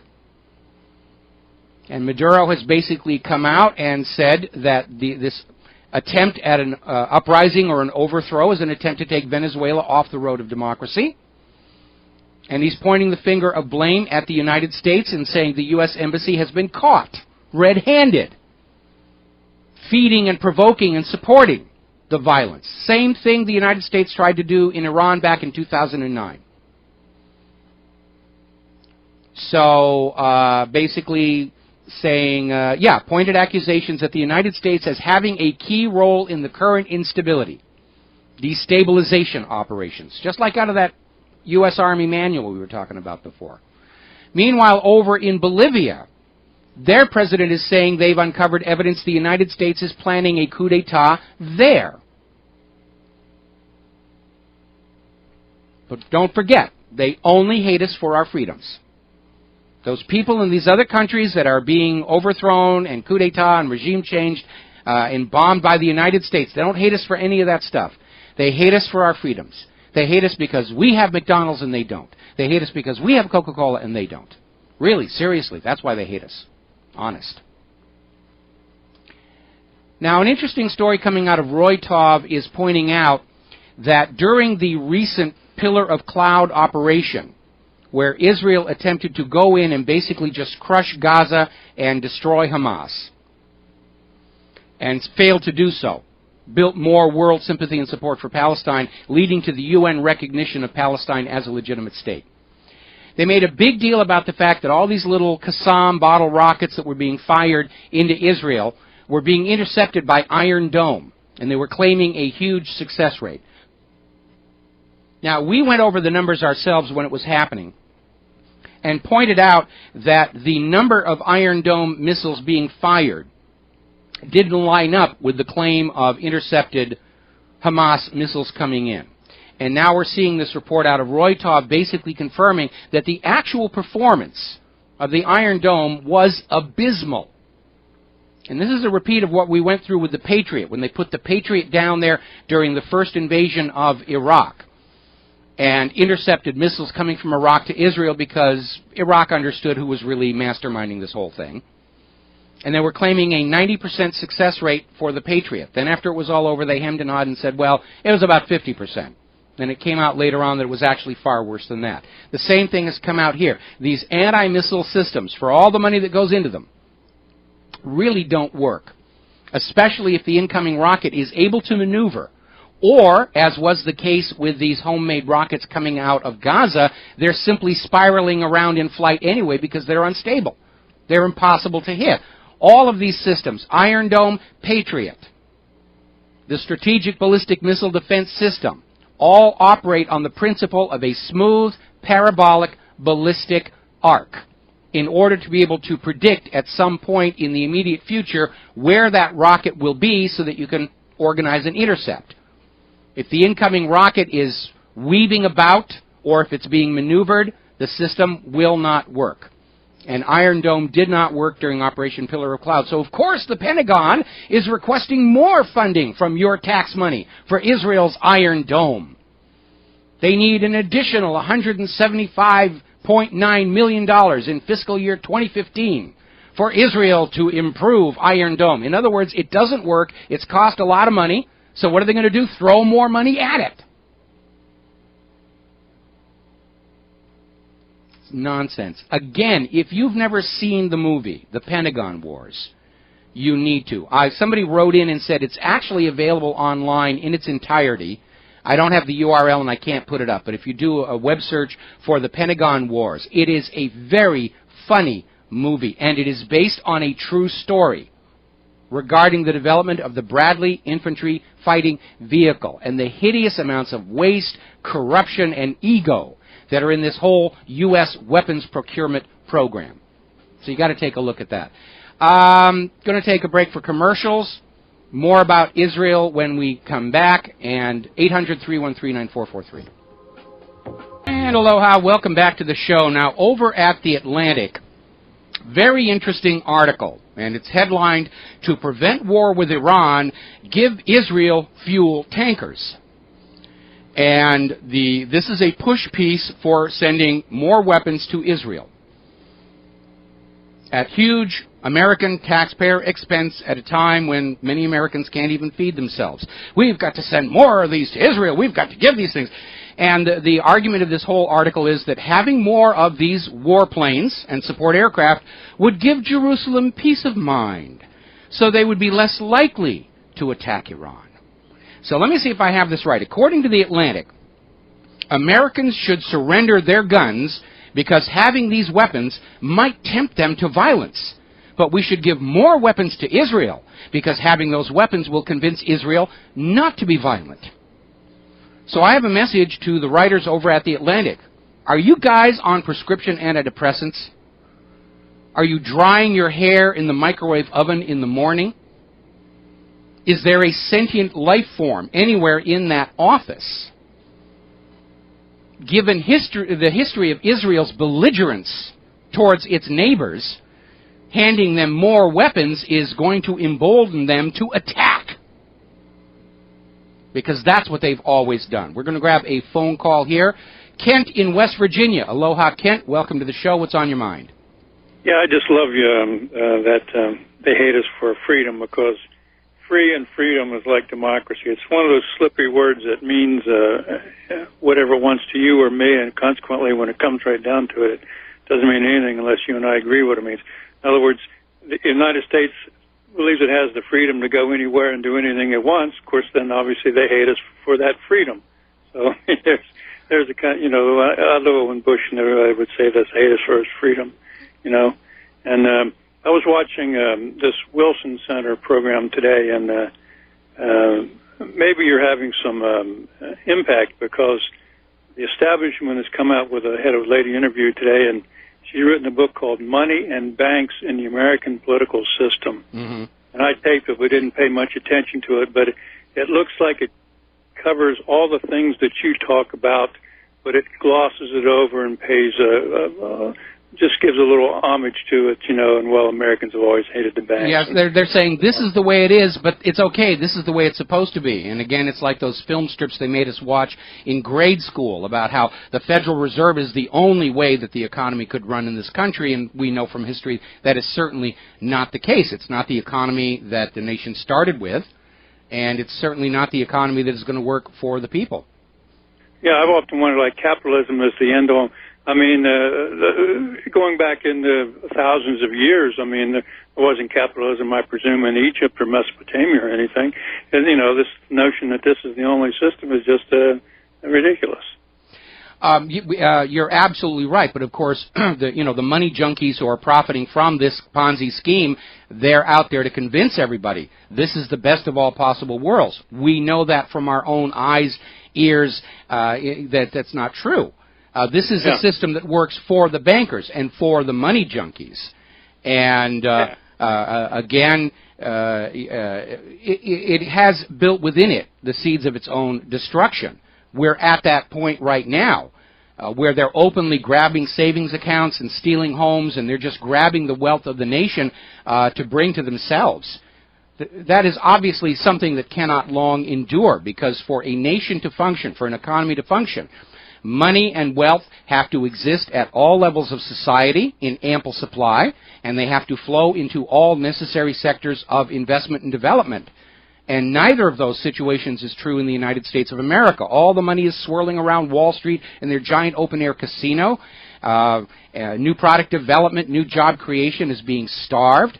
Our infrastructure is crumbling. This is a nation very much obviously in decline, very much on the verge of death, and my concern is that in the death throes of the United States, they'll take the rest of the world with them and say, hey, we've got nothing left to lose. Let's try and see if these nuclear weapons really work. Yeah, I just love it when these people say, well, anybody can be rich or everybody can be rich in America. Well, I mean, if everybody's rich, if everybody had $1 million, then nobody would be rich. And, of course, then they would have to have about $10 gazillion because they have to be better than everybody else. You're absolutely right. It is the big lie of capitalism that everybody can be rich. Because if everybody was rich, you're not going to find people who will repair the roads and repair the sewers and bury the dead and all the other very distasteful things that it takes to keep society running. Capitalism only works as long as there is an imposed wealth differential, where only the politically favored are allowed to be wealthy and everybody else is intentionally kept poor so that they will do as they're told by the people who have plenty of those pieces of paper with ink on them to wave around. And that's basically where the beginning of the evolution from true capitalism to fascism begins. You need an impoverishment mechanism. That's what the income tax is all about. Yeah, and I've been thinking about this, Maggie Thatcher, her passing away, and I've been sort of musing on this, this Falkland Malvinas thing that went on back 20-some years ago. In Britain, apparently she was the most unpopular prime minister in British history, but she was saved by that war and her. Yes. her that made her reputation, her historical legacy was the Falkland Islands War. We went down and we saved all these British citizens, most of whom were sheep. Got to take a break for commercials. We'll be right back. And aloha, America. Welcome back to the show and some developing stories. The gun bill in the Senate did, in fact, go down to defeat. In fact, it was defeated by an even wider margin than we were looking at when we reported on this likely failure earlier today. So that's gone down to defeat. It's a victory for gun rights. There's an interesting story about a photojournalist for WPTV TV down in the NBC affiliate in West Palm Beach, Florida. Apparently, this photojournalist some years ago lost his little girl to what was called the Thanksgiving Day Massacre of 2009. And he has gone public with the same message that I have been saying for quite some time, which is, in a nation where the police will not intervene to protect you from violent criminals, and obviously they were not able to do so during this Thanksgiving Day Massacre, it seems quite reasonable and prudent for the law-abiding American citizen to be allowed to own arms equal, if not superior, to those in the hands of the criminals. And the criminals have all the guns that the government wants to ban, and they're not going to turn them in. They're smuggling them in, they're stealing them from police departments, police cars, and gun stores, or they're getting them from the Fast and Furious gun-running operation. So if the criminals have these guns, by any reasonable understanding of keeping the public safe, we, the American people, ought to be allowed to have the same guns or better guns than the criminals do. And that means AR-15s, AKs. That's just common sense. The government wants to take away all of our guns so crime can flourish and the crime lords can get very, very rich. Now, CNN is now out there trying to recover from this morning's embarrassment over saying that they had a suspect ID'd from the photos and he'd been arrested and the marshals were taking him to the courthouse, all of which turned out to be pure USDA choice bovine excrement. Oh, I'm sorry, the USDA inspectors are on furlough because of the sequestration. And now they're back here, they're focusing on the pressure cooker bomb. And CNN has just come out saying that pressure cooker bombs are a signature of right-wing extremists. So here comes the propaganda to demonize all of you Christian, conservative, gay-hating, Federal Reserve opposing wacko, lunatic, Constitution-kissing people. There is no foundation for CNN to make such a claim. There haven't been that many pressure cooker bombs set off in the United States of America, certainly not enough to determine some kind of a trend. They're just back there to pushing, domestic terror threat, those right-wing extremists. It's amazing stuff. Going to grab a phone call here. Shannon in Tennessee. Aloha, Shannon. Welcome to the show. What's on your mind? Michael, I want to run this by you for your thoughts on something. I have an idea of what the United States and probably most of the Western world is going to look like if we don't get these bankers out of power, or if they collapse the economy and we can't get a new republic instituted. And I want people to look at some of the former Eastern Bloc Soviet satellite countries like Bulgaria.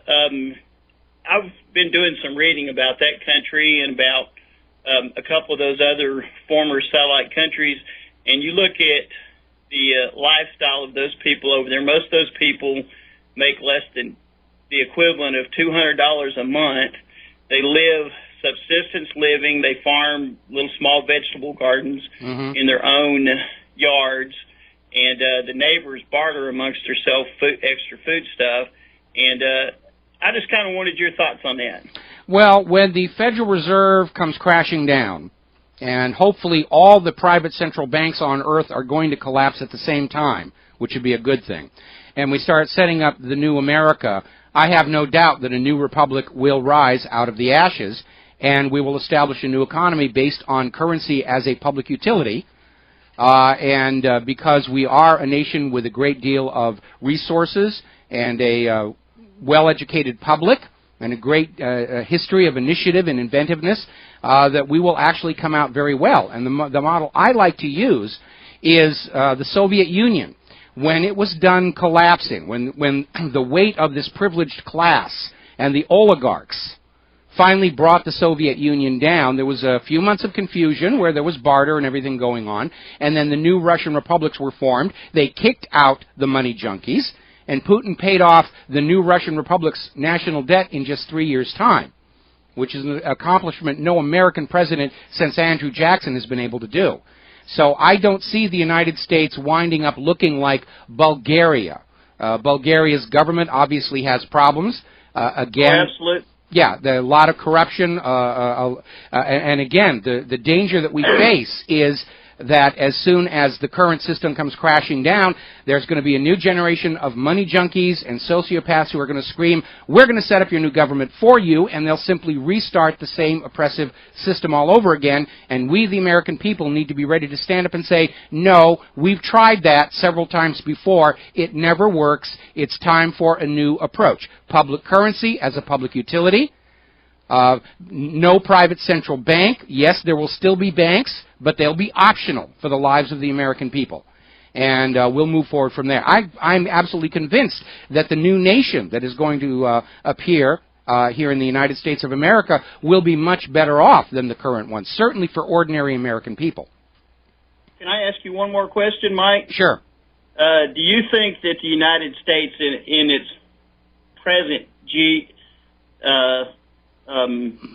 confines as far as territory will remain intact, or do you think we'll see some break-offs, areas of pockets of liberalism and socialism? What do you think? I would expect that we might see the current United States balkanize. We would see that whole Northeast original colonies kind of break off and be one nation. The South, the former Confederacy, would break off and be another one, and I know there are a lot of people who are thinking that everything west of the Mississippi would probably break off and be their own country. I would see both Alaska and Hawaii going back to being independent republics. But I think life is going to be better off for the people in all of those new countries. And again, globalism is a bad idea. Globalism is what brought about much of the evils we're suffering right now.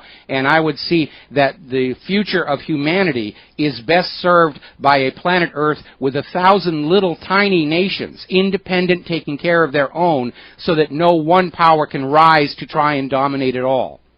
Oh, Mike, you just said music to my ears.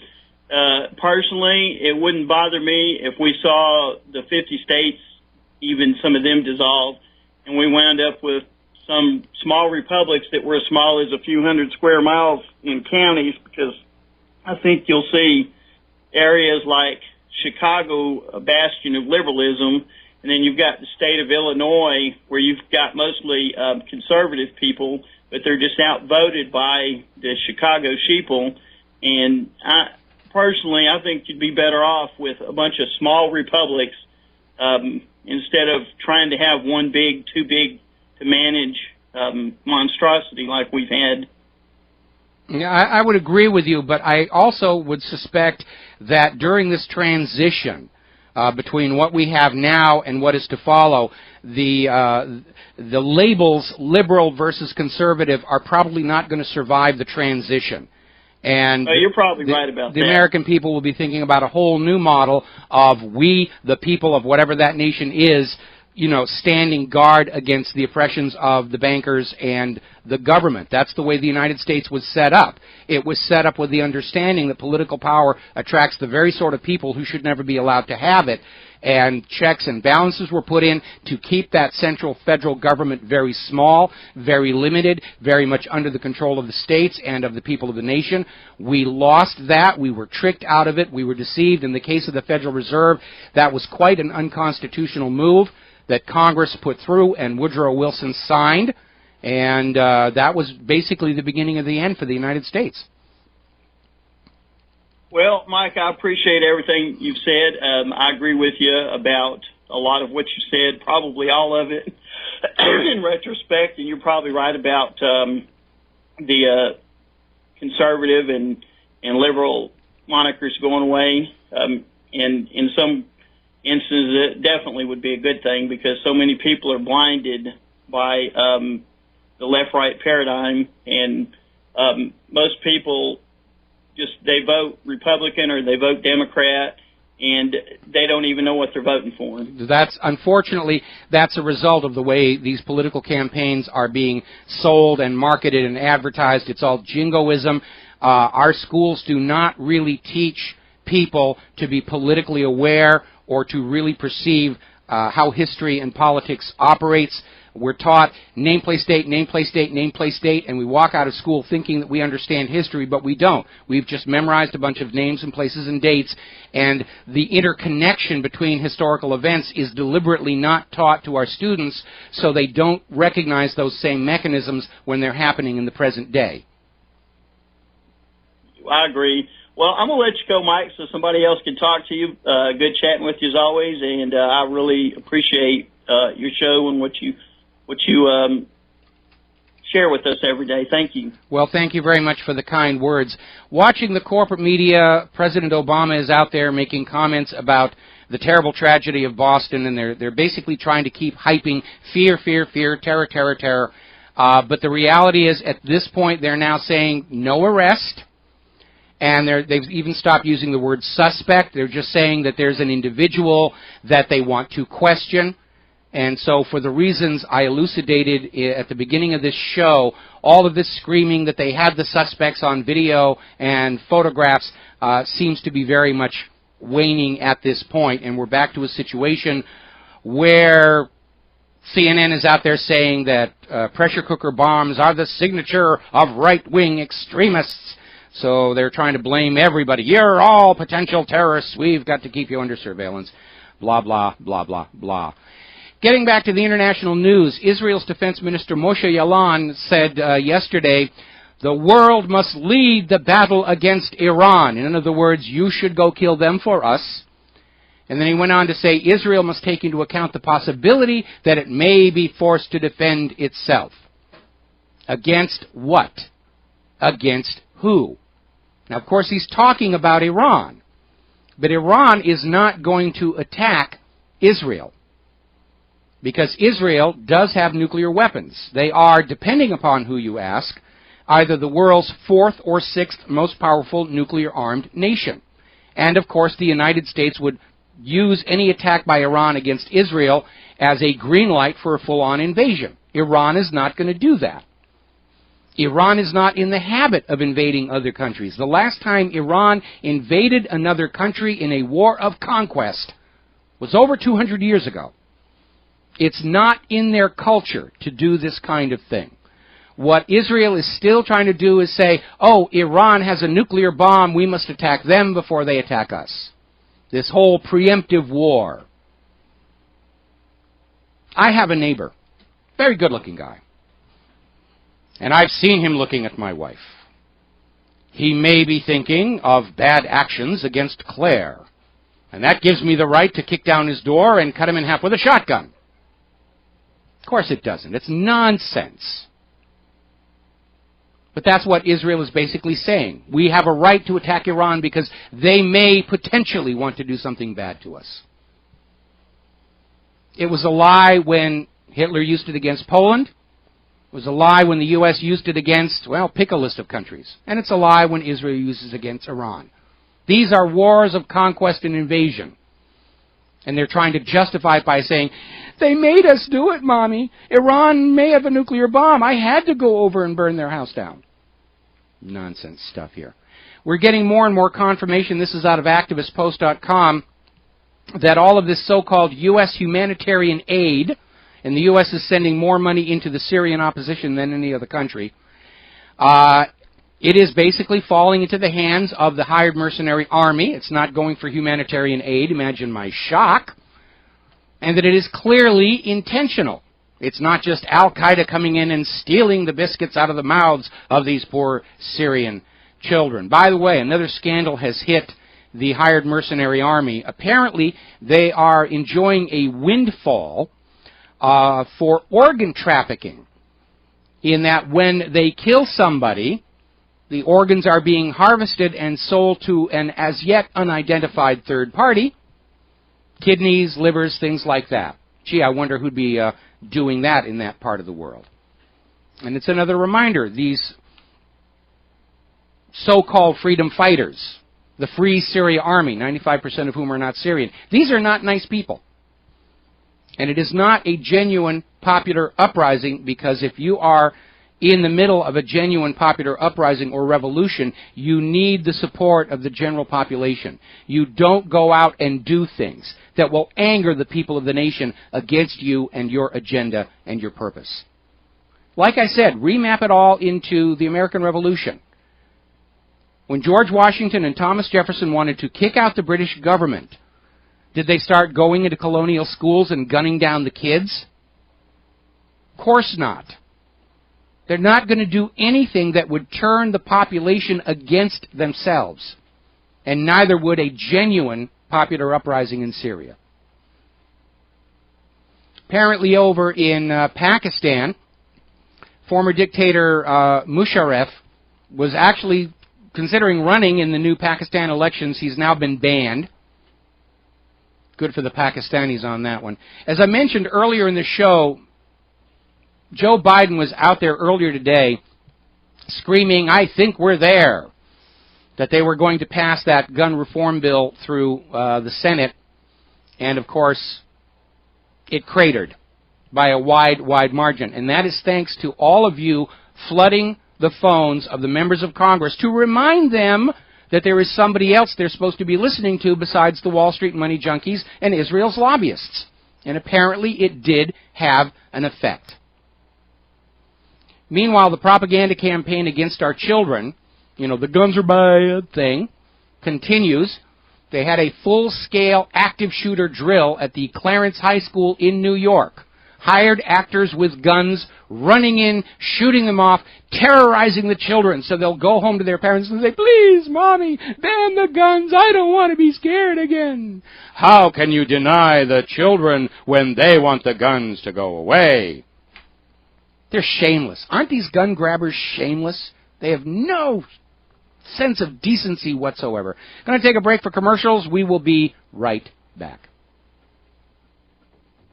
And aloha, America. Welcome back to the show. We're going to take one more phone call. Casey in Florida. Aloha, Casey. Welcome to the show. What's on your mind? Hey, aloha, Michael. I just want to tell you what a great segment that was yesterday morning on the Power Hour. Boy, that was a keeper. you were just full of good info and really added to that show. Well, thank you very much. And I understand from Joyce that they got a lot of emails, both from yesterday's appearance and the one from before, and that they're going to have me back on a pretty regular basis now. You know, I started to use the term appearance, but I couldn't see you on the show.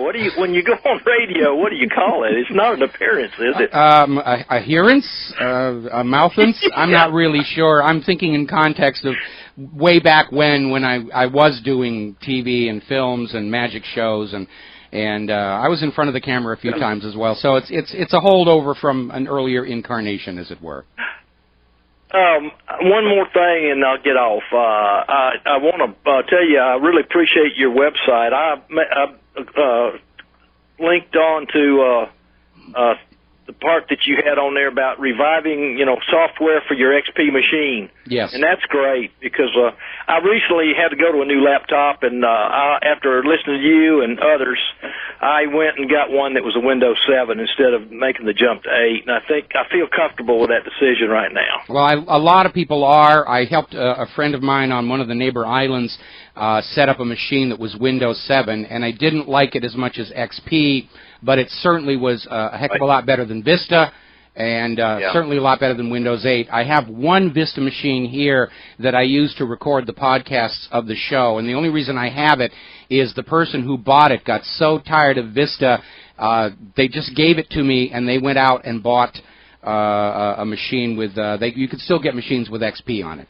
So that's the only reason I have a Vista machine here is somebody gave it to me because they got sick of it. Well, I tell you, I had a college professor tell me one time that I was too intelligent to be a police officer, and I say that to say this. Michael, you're too intelligent to be a talk show host. Thank you, I think. I know I'm far too intelligent. I'm far too intelligent to be working for the corporate media. That much is obvious because, we caught the fraud on this earlier. We've got a suspect on video, and apparently nobody over at the TV networks even realized the obvious problems with that. Yeah, we're running overload on all this disinformation today, and that's why I didn't have anything to contribute. It's just all churning so much, and they throw a little disinfo in the thing, and it's like throwing it in a blender. Yeah, they're going for that spaghetti on the wall approach right now, but the more they just thrash around, the more obvious it is they can't be trusted with anything that they're saying. Got to let you go. We're almost at the end of the show, and I've got one more story I want to put out there, especially in the wake of the Senate gun control measure failing miserably. Over in Arizona, their Senate has just voted to make cities that are carrying these gun buyback programs to turn them over to licensed firearms dealers so they can be sold back to the public. So all this gun confiscation, gun grab, gun buyback isn't really changing the state of the armed population. It's just a waste of taxpayer money. I'm hearing the music. It's time to get out of here. We'll be back tomorrow here on the Republic Broadcasting Network. Thank you for joining us on the show. Thank you for your support. Thank you for helping to get the word out about Republic Broadcasting, about what really happened. Pay attention to what the corporate media is telling you. It is mostly junk. Look for what should be there and isn't. And when you spot a fraud or a lie, share it with your friends and family, because they're losing the war for the minds of America. Now's the time to push harder. Aloha, America.